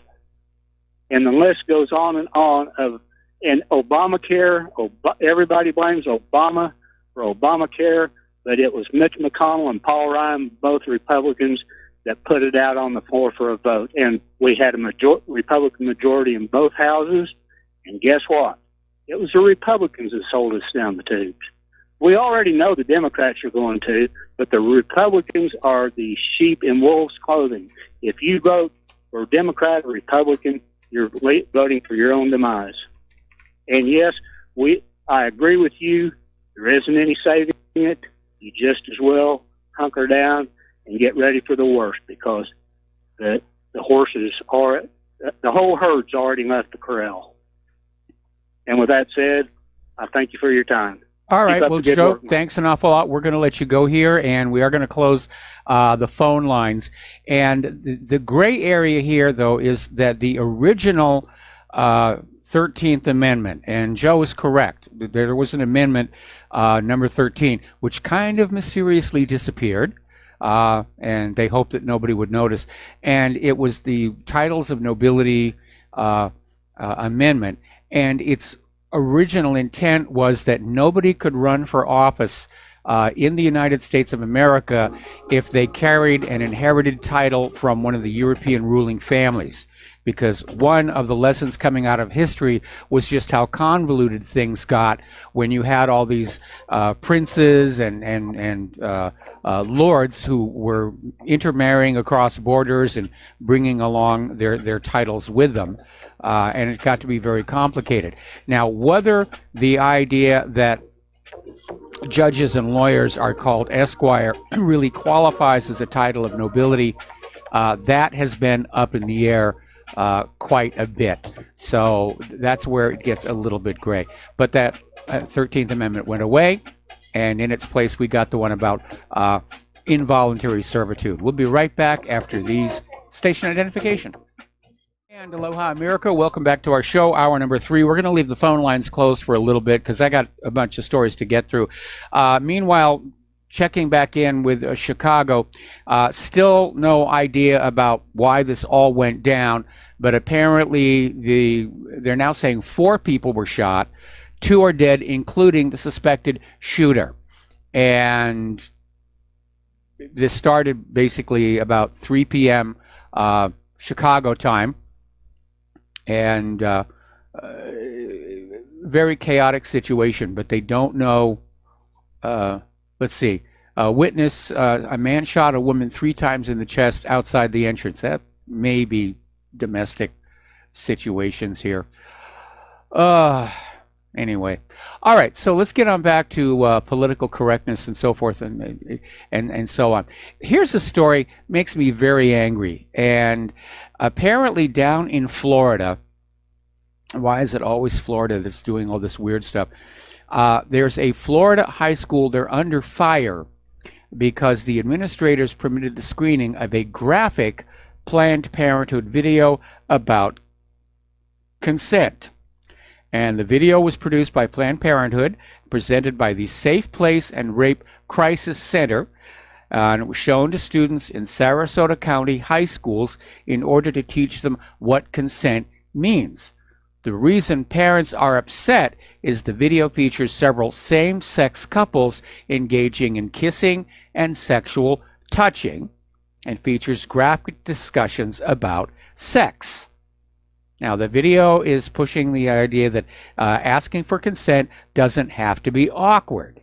In fact, if you do it right, it could actually be kind of sexy. But apparently, complaints over the graphic video piled up very, very quickly. Now, remember Celine Dion? Singer, celebrity? Apparently, she has now transitioned into the world of fashion design, and she's got this gender-neutral clothing line called Celine Nunu, which is created in conjunction with the global fashion brand Nunu.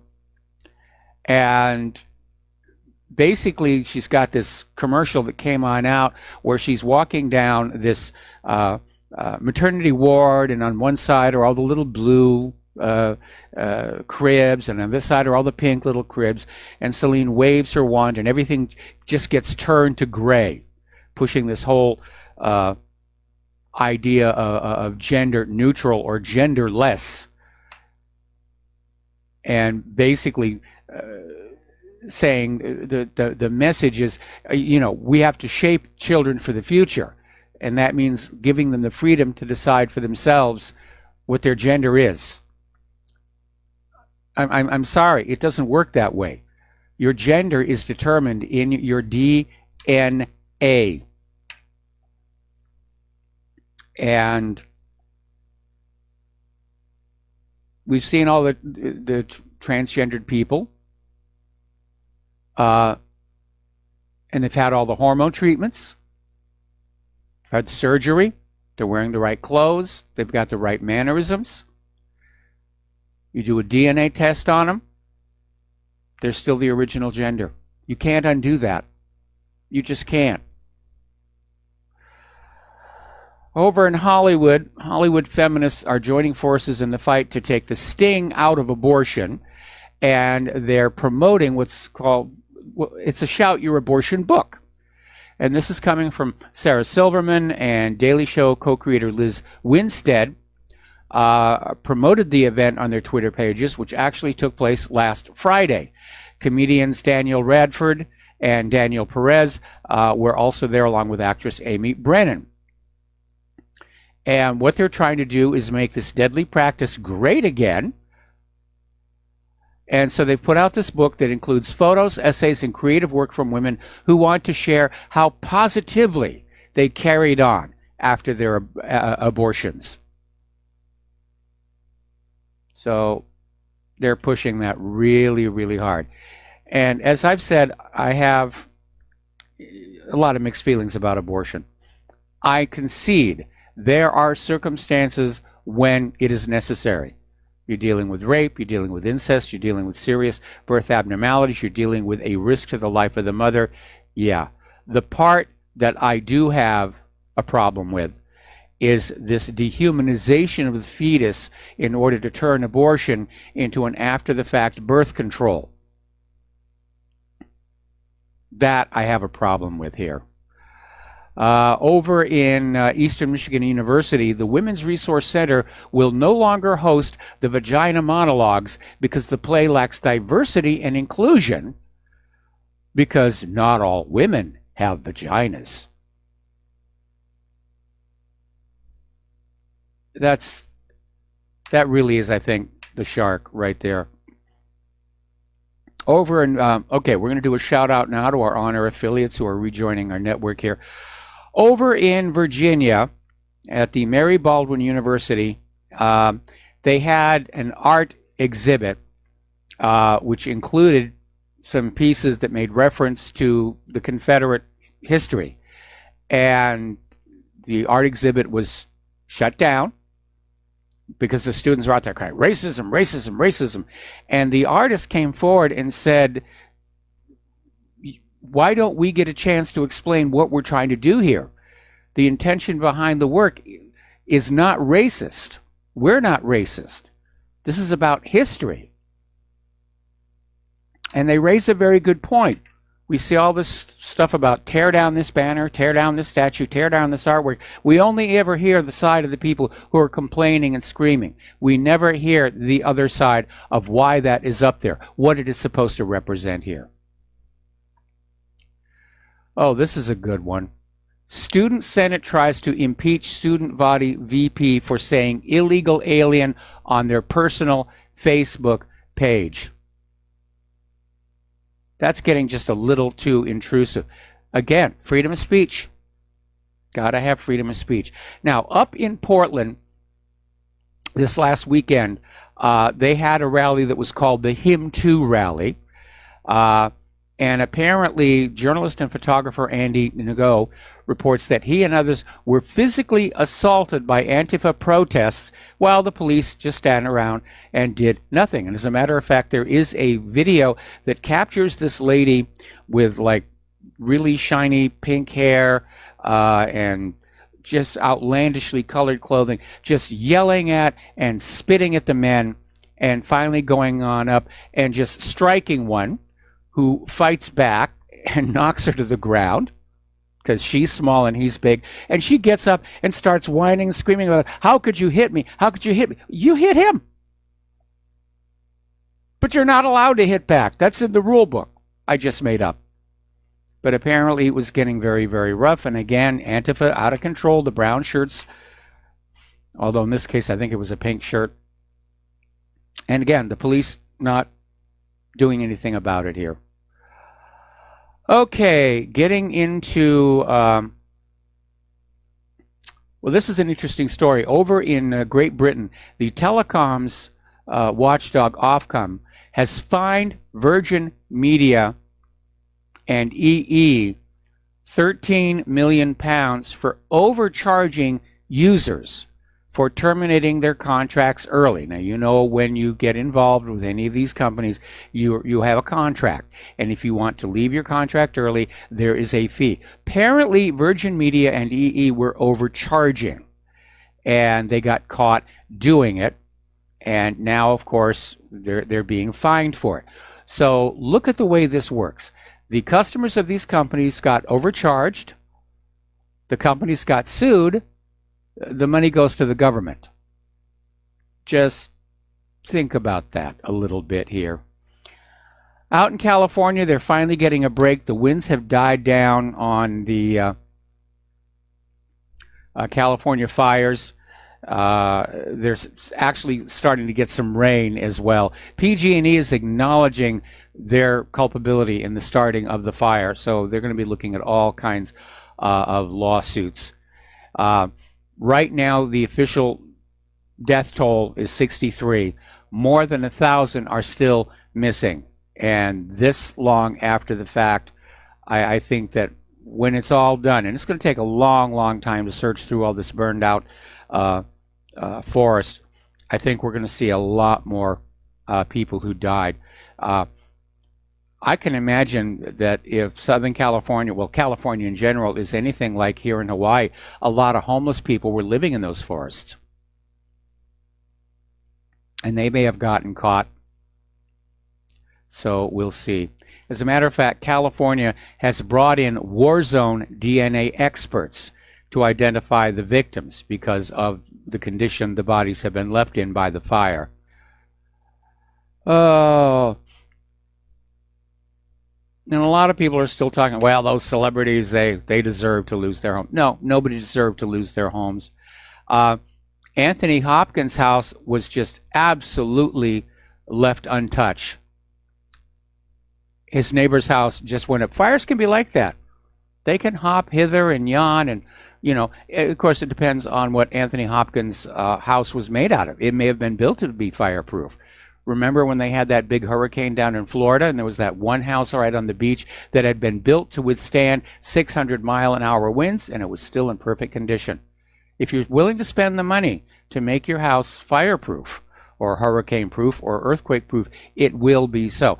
Now, last week we were talking about how Pierce Brosnan was very upset because he'd had to abandon his mansion, beachside, with his wife, and then later on he showed up at a press conference to very tearfully ask for financial help for everybody who lost their homes. Well, good news for him. It turns out his home, like Anthony Hopkins, was spared. Little bit of damage, little bit of scorching, going to be easy to fix, and so good for Pierce and his wife that they did not lose their home and everything in it.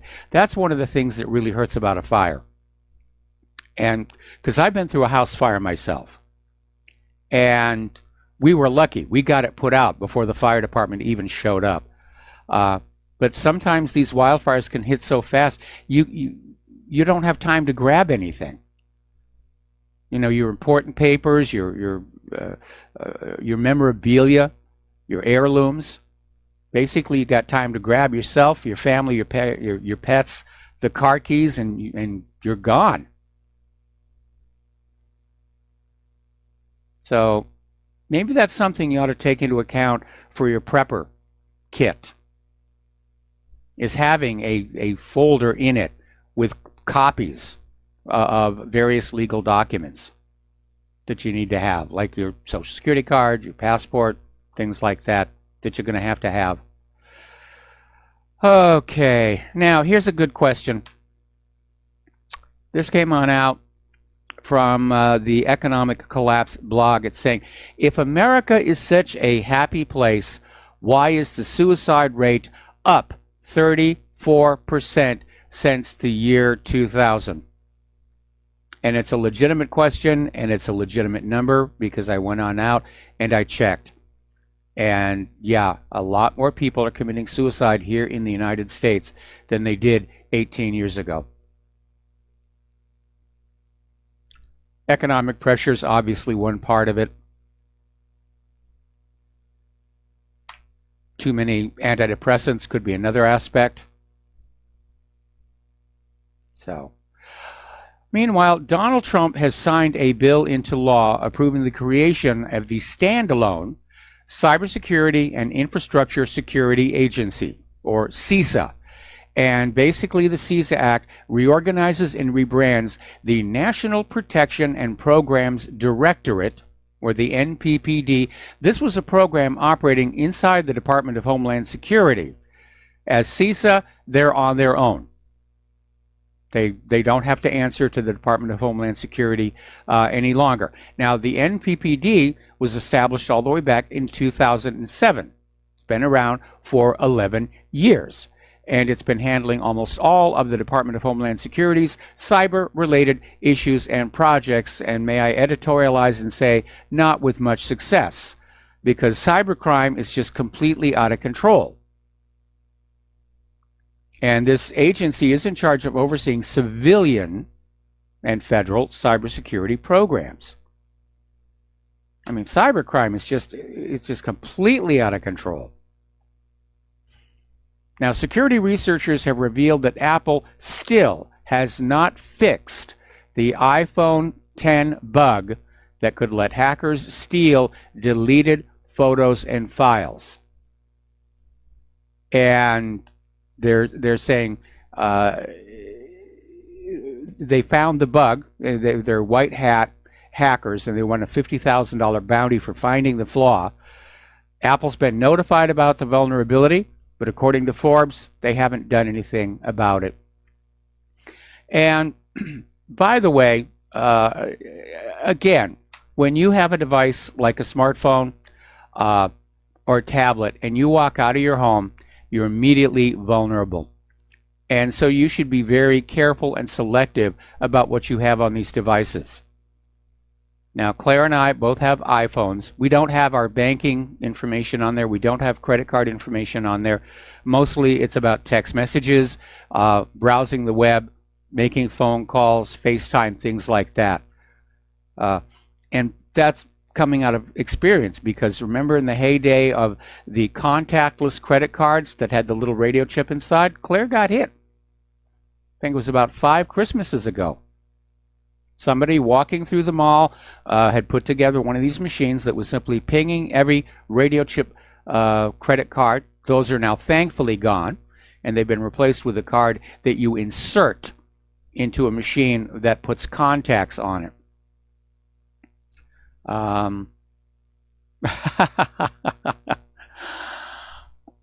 Great one.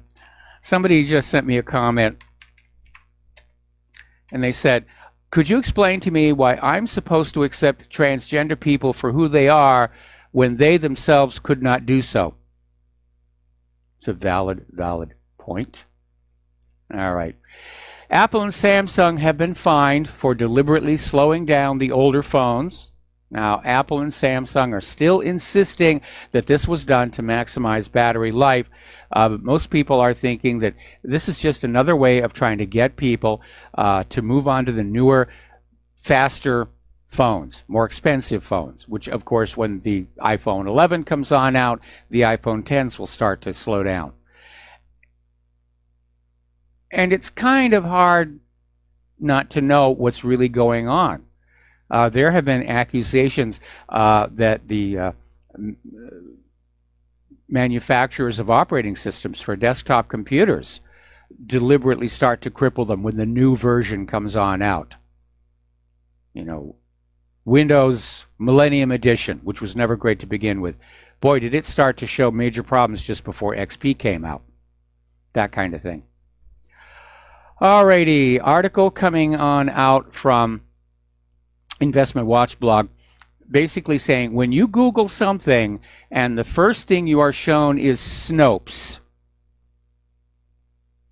it may lend credibility to the very conspiracy Snopes is trying to disprove. Now remember, Snopes has been identified as a gatekeeper. They are not the good guys. They enforce the government's and corporate view of everything that's out on the web. And they've had a lot of problems here. So anyway, apparently Twitter users are now calling out what's called blackfishing. And this is where you have white influencers who claim they are posing as biracial women to get more followers. See, the corporate social media is out there trying to make sure that conservatives are being silenced. They're not looking for the other phonies. They're not looking for the phonies that are out there. They're just trying to gain followers to push their liberal agenda. Anyway, we're coming up now on a commercial break, and when we come on back, more about the world of computers, arts, science, and so forth. So stay tuned. We'll be right back. And aloha, America. Welcome back to our show here. And from California, they're now saying 77 confirmed dead, more than 1,000 still missing. Touching base back on Chicago, that last comment I made turned out to be correct. This was a domestic dispute, and apparently the shooter shot this doctor. Apparently they had been engaged, and the doctor broke the engagement off. And apparently all this red flagging stuff, that doesn't work either.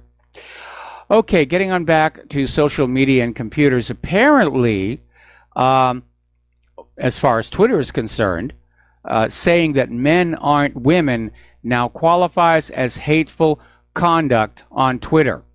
Megan Murphy, editor of Canada's leading feminist news portal, Feminist Current, was recently informed by Twitter that 2 of her tweets had violated the platform's rules against hateful conduct. One of the offending tweets stated that men aren't women, and the other asked, how are trans women not men? Men aren't women. I'm sorry. Again, check the DNA.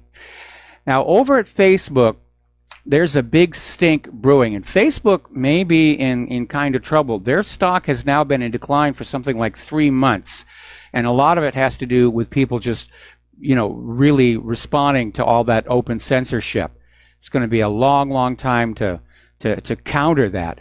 But apparently, when Facebook was dealing with all of this criticism, they hired a public relations firm to discredit critics by claiming that anybody criticizing Facebook were agents of George Soros. Now, this was reported in the New York Times. Facebook is out there saying,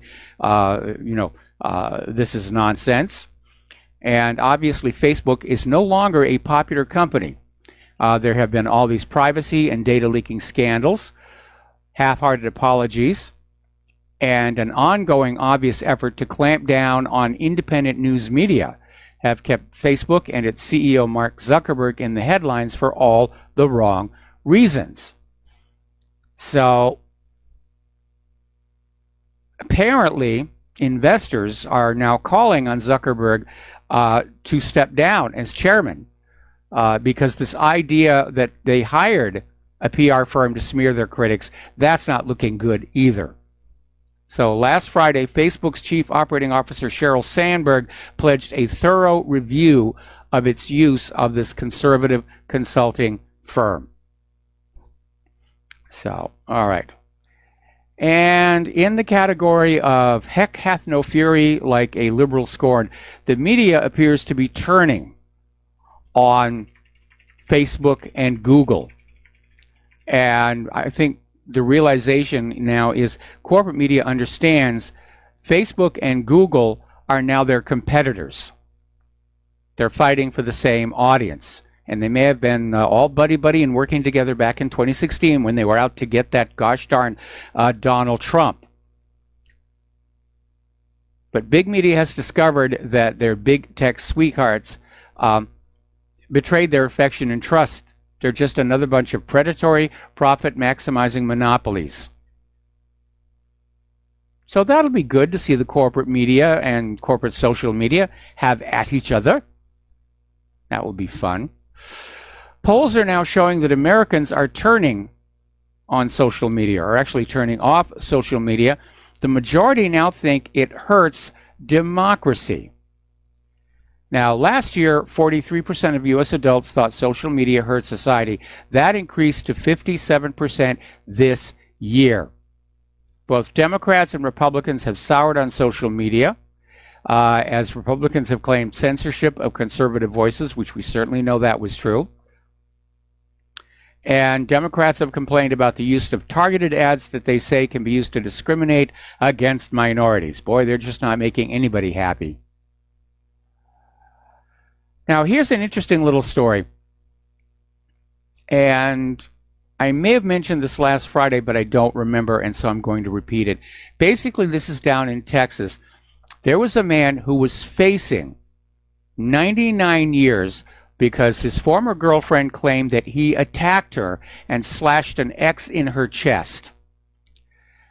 And fortunately, he is not going to jail because his mother found this selfie that was date stamped showing that the accused man was some 65 miles away from the girlfriend at the time the attack supposedly happened. She cut the X on herself. She wanted to destroy his life, destroy his career. Okay. Here's another article, and I'm certainly in agreement with this one. This is from libertycrier.com. 80% of Americans think political correctness is a problem. And, of course, the far left is out there. They still think PC is great. PC is their God. Bow down to almighty PC. But the vast majority of Americans think it's a problem. And they're tired of the liberal whiners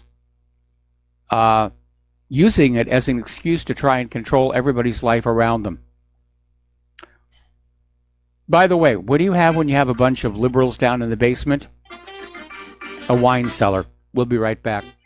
And aloha, America. Welcome back to our show here. Now, again, back up in Portland, we had this little clash between Antifa and the hashtag #HimToo people.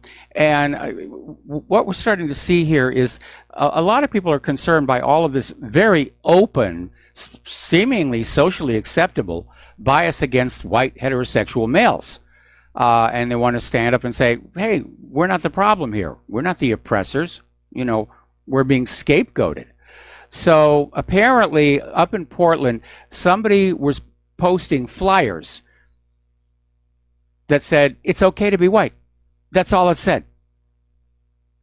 And the liberals are up in arms saying that this is anti-Semitic, it's a sign of white supremacy, and they're just completely triggered and off their nut here. Okay, once again, we seem to have an issue where the schools that are supposed to be teaching our young people about the American culture seem to be going the other way. Indoctrination. And once again, we have a school dress code that basically resulted in a trial.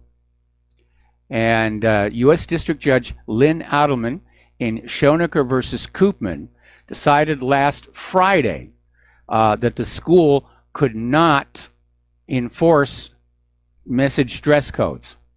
That if somebody wanted to wear a t-shirt that depicts or mentions guns, that's protected speech.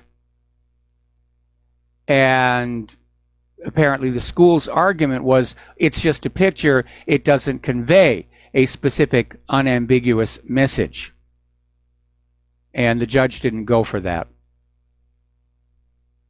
So, all right, we're talking about gun control. We're talking about this new bill, House Resolution 7115.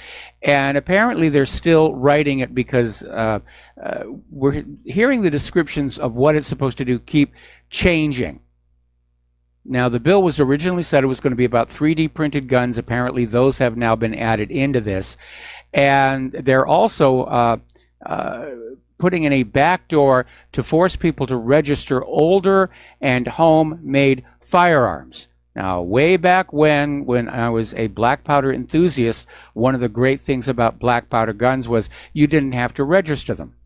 Simply because if you were shooting a patched ball, there wasn't a ballistics test in the world that could match a patched ball back to the barrel that fired it. And besides, when was the last time you saw somebody hold up a 7-Eleven with a flintlock pistol? So, but I remember even back then, where the ATF were coming into the store where I bought my supplies, and they were demanding customer lists. And the manager of the store just standing firm and saying, no, you're not allowed to have these. This is private information. So they want the guns. They want your guns. Their guns are okay. They think their guns are really good. All right, let's talk about some science stuff here. Billionaire Yuri Milner, he's Russian-Israeli, he's planning the first private mission to deep space. And NASA is helping him. Now, Milner is curious whether there's life on Saturn's moon Enceladus, which many experts believe is the most likely place in the universe to contain alien life. It's certainly possible. I'd rather be looking in those methane pools on Titan, but we'll see. But apparently, Milner's nonprofit Breakthrough Starshot Foundation and NASA are agreeing they're going to put this mission together. This billionaire is going to pay for it. NASA will do it. Good for this guy. I love it when billionaires do good things with their billions, as opposed to George Soros, who's just messing around with everybody's life here. Meanwhile, Voyager 2 is creeping closer to the edge of the solar system. Voyager 1's already out past it. It's past an area known as the heliopause, where the solar wind from the sun, basically it becomes undetectably small. And at that point, by definition, you are truly in international space.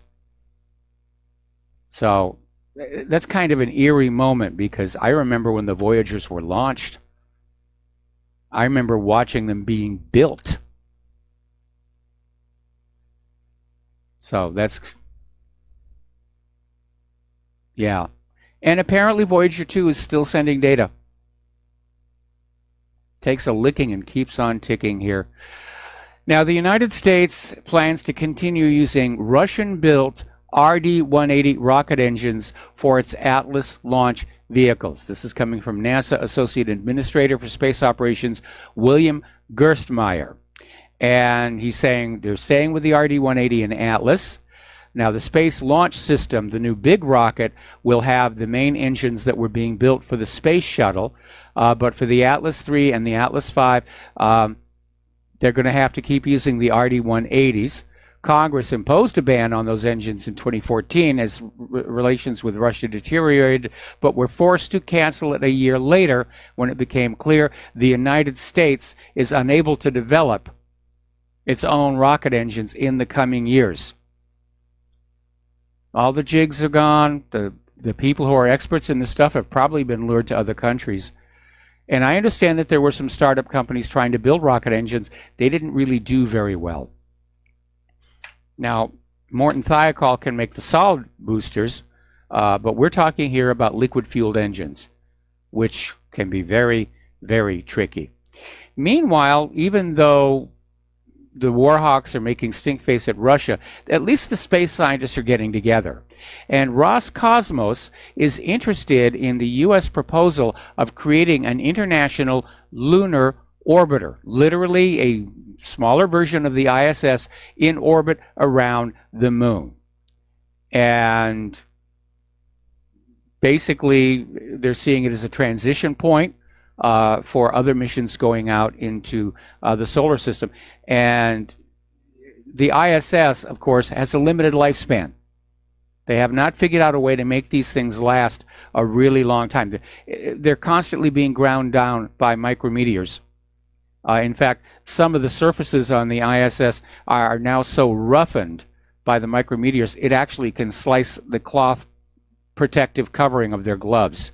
Hasn't penetrated the gloves, didn't lose any air, but it can be a little unnerving when you're done with your mission. You go back inside and the tips of the cloth glove, the protective outer glove, are shredded up here. But Russia's talking about, hey, let's do this one together. And Russia might be in a good position to help us because Russia has developed a spacecraft capable of delivering 3.5 tons of cargo into orbit. And they're basically saying this is about ready to go. They've had a press conference. A Soyuz 2.1 carrier rocket is planned to be used to deliver the spacecraft into orbit. That's a lot of weight. That is a lot of cargo.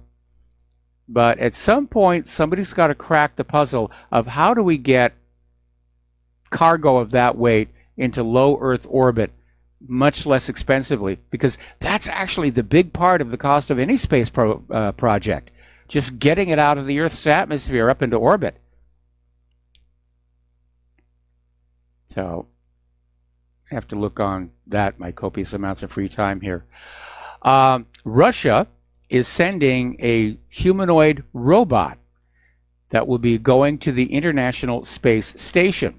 The project is called Tester, and it's an autonomous robot that will perform work inside the manned spacecraft inside the Russian segment of the ISS.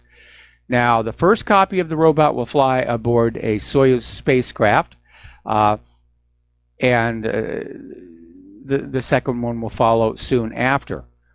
So apparently this robot, the Teledroid, is designed for work on the Russian station's, the space station's Russian segment. And I remember seeing a video a while back that Russia wanted to build a robot that would basically crawl along the struts, the truss structure, and would have an upper humanoid body that was tools and arms and cameras and sensors, but it was basically just crawling along the truss to get where it needed to go. Kepler has been put to sleep. We knew this was coming. It was out of fuel. NASA has sent the final shutdown command. They call it the Goodnight Command. And what it is an order to shut down the command receiver so that Kepler will not pick up anybody's signals in the future and accidentally misinterpret them and send out other signals. It's basically a precaution to make sure that once a satellite or spacecraft is shut off, it stays shut off, that there are no surprises down the road. Now, here, next one is going to be really, really weird. Okay? Over in Great Britain, this is being reported on 12160, Piers Morgan, who's this presenter on Good Morning Britain, was basically talking to this animal rights campaigner, Wendy Turner Webster, who said that guide dogs for the blind should be abolished because they don't consent to work. And of course, Piers Morgan just was stunned. And so, Wendy said that there are welfare issues within guide dogs. She says a quarter of them do not become guide dogs, and they have to go to rehoming systems. That's true. Many years ago, I helped raise puppies for the Seeing Eye program. We would have a puppy for a year, then we'd take it on down, get a new puppy. And not all of them make it through the training. But basically, Piers Morgan came back to her and said, how do you train your dog? And Wendy says, well, yeah, she had to train her dog for her safety. And Piers said, how did you get your dog's consent to teach it how to sit, to obey your human orders? Do you ride horses? Did you get your horse's consent to have you charging along on top of it? And of course, Wendy started getting defensive. She looked flustered. She said she is responsible with her animals, so it is a completely different situation. In other words, okay for her, but not for other people. And Piers came on back and said, so because you're responsible, it's fine for you not to have to get consent. And then Wendy kind of lost it and said, you're mixing up the issue. You're saying it's about consent. And Piers said, you're the one who was saying it was about consent. It's amazing here. All right, let's get back to the Vatican. This actually happened a little while ago, but I kind of want to finally get this taken care of. The Vatican has ordered the U.S. Conference of Catholic Bishops to delay voting on measures to hold bishops accountable for failing to protect children from sexual abuse. Now, in his announcement, Cardinal Daniel DiNardo said he was disappointed by the Vatican's decision. Now, what appears to be going on, well, first of all, the survivors are saying this is absolutely unacceptable because this has been going on for so long. And finally, the church is trying to do something about it and establish some policies. But what appears to be going on here, according to this story in Government Slaves, the Pope is getting ready to resign in February of next year. Now, in September of this year, Pope Francis convened all the Episcopal conferences worldwide for a general meeting to discuss the prevention of abuse of minors and vulnerable adults. And it seems like the reason this order went on out to delay the vote is that Pope Francis wants to impose his own view on the problem before leaving office without having any further interference from the U.S. Catholic bishops.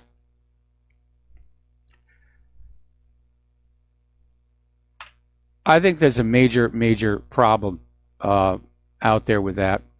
Now, Spain has announced that they're going to outlaw alternative medicines. And the two examples they gave were acupuncture and homeopathy. And the Spanish government has declared war on alternative medicine, saying it will eliminate from health centers what it considers a health risk. In other words, this is a war to protect the profits of the giant pharmaceutical corporations. That's what's going on. Now, here's another story, and this is kind of weird. Apparently on November 1st, the body of Alex Azar, Secretary of Health and Human Services, Daniel Best, who was the advisor to Alex Azar, Secretary of Health and Human Services, was found in the garage door exit of an apartment building. This was the guy who was working with Trump to try and bring pharmaceutical prices down. And he was found unresponsive, but pronounced dead on the scene. Apparently, back on the 15th, The D.C. office of the chief medical examiner declared the death a suicide, saying Best succumbed to multiple blunt force injuries and provided no further details. This was reported on Cleveland.com. So apparently this guy, who was the enemy of the pharmaceutical industry, beat himself to death, is what we're being told on this one. And here is another good one that you're going to love here. James Salas of Montrose, Colorado, was diagnosed with Langerhans cell histiocytosis back in 2012. Now, LCH is a rare form of cancer in which an excess of immature white blood cells cause tumors to form throughout the body. Salas was placed on chemotherapy and painkillers for 5 years. His primary doctor quit his case in 2017. Salas found another doctor who examined him and said he had never had cancer. Salas was actually suffering from vasculitis, an inflammation of the blood vessels. Now, the chemotherapy he was on has given him pancreatitis that he will have to live with for the rest of his life. And so Spain wants to basically say, well, you know, we're going to get rid of people taking care of themselves. You will go to the doctors. Remember that Johns Hopkins study? The third leading cause of death in the United States of America is medical mistakes. We're going to take a break for commercials. Back with our last segment of our show after these few words. Aloha, America. Welcome back to our show. Last segment of our program today. And getting on back to what's been going on in France, remember when I said there's probably a lot of issues, it's more than just the gas. And it turns out that, yeah, one of the other issues they're writing about, apparently France has gone way down the road with speed cameras as a means of generating revenue. And the French are not happy about that either.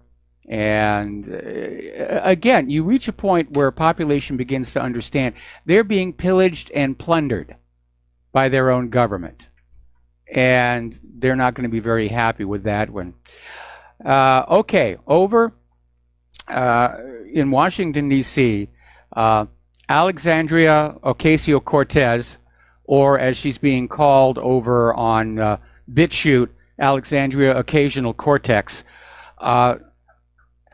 is calling for a socialist overthrow of establishment Democrats.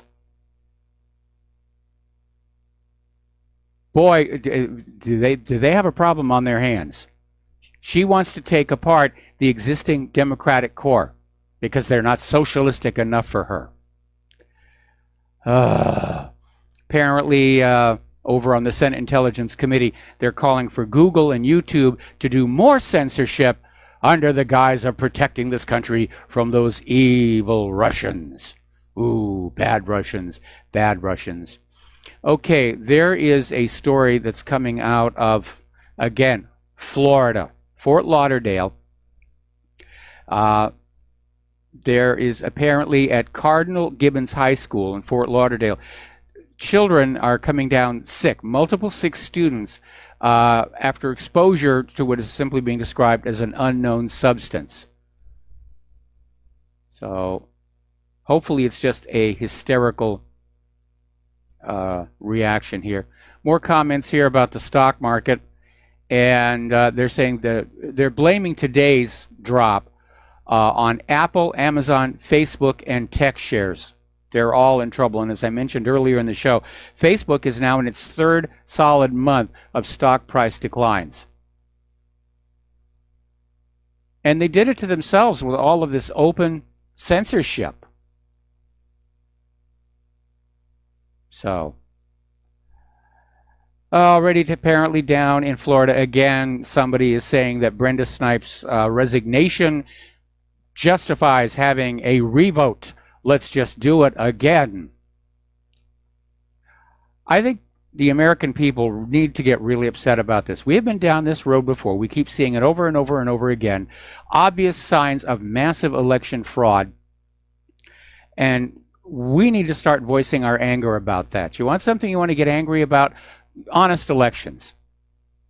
And how can anybody come back and say, no, I'm opposed to honest elections?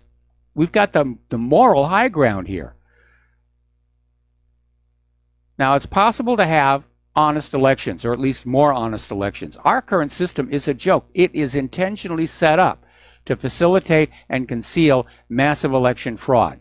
We know that illegals were voting this last time. We know that these electronic voting machines had cellular modems. They could be hacked into over the cellular system. This is no way to run an honest election. All right, there's the music. Time for me to get on out of here. Stay tuned for John Stedmiller. I'm sure he's got lots of interesting things to share with you. Please take what you learn here, share it with everyone that you know. Talk to people face to face. Bring back the art of conversation. And again, keep reminding everybody how corporate social media is practicing censorship. Anyway, we'll be back tomorrow. Aloha, America.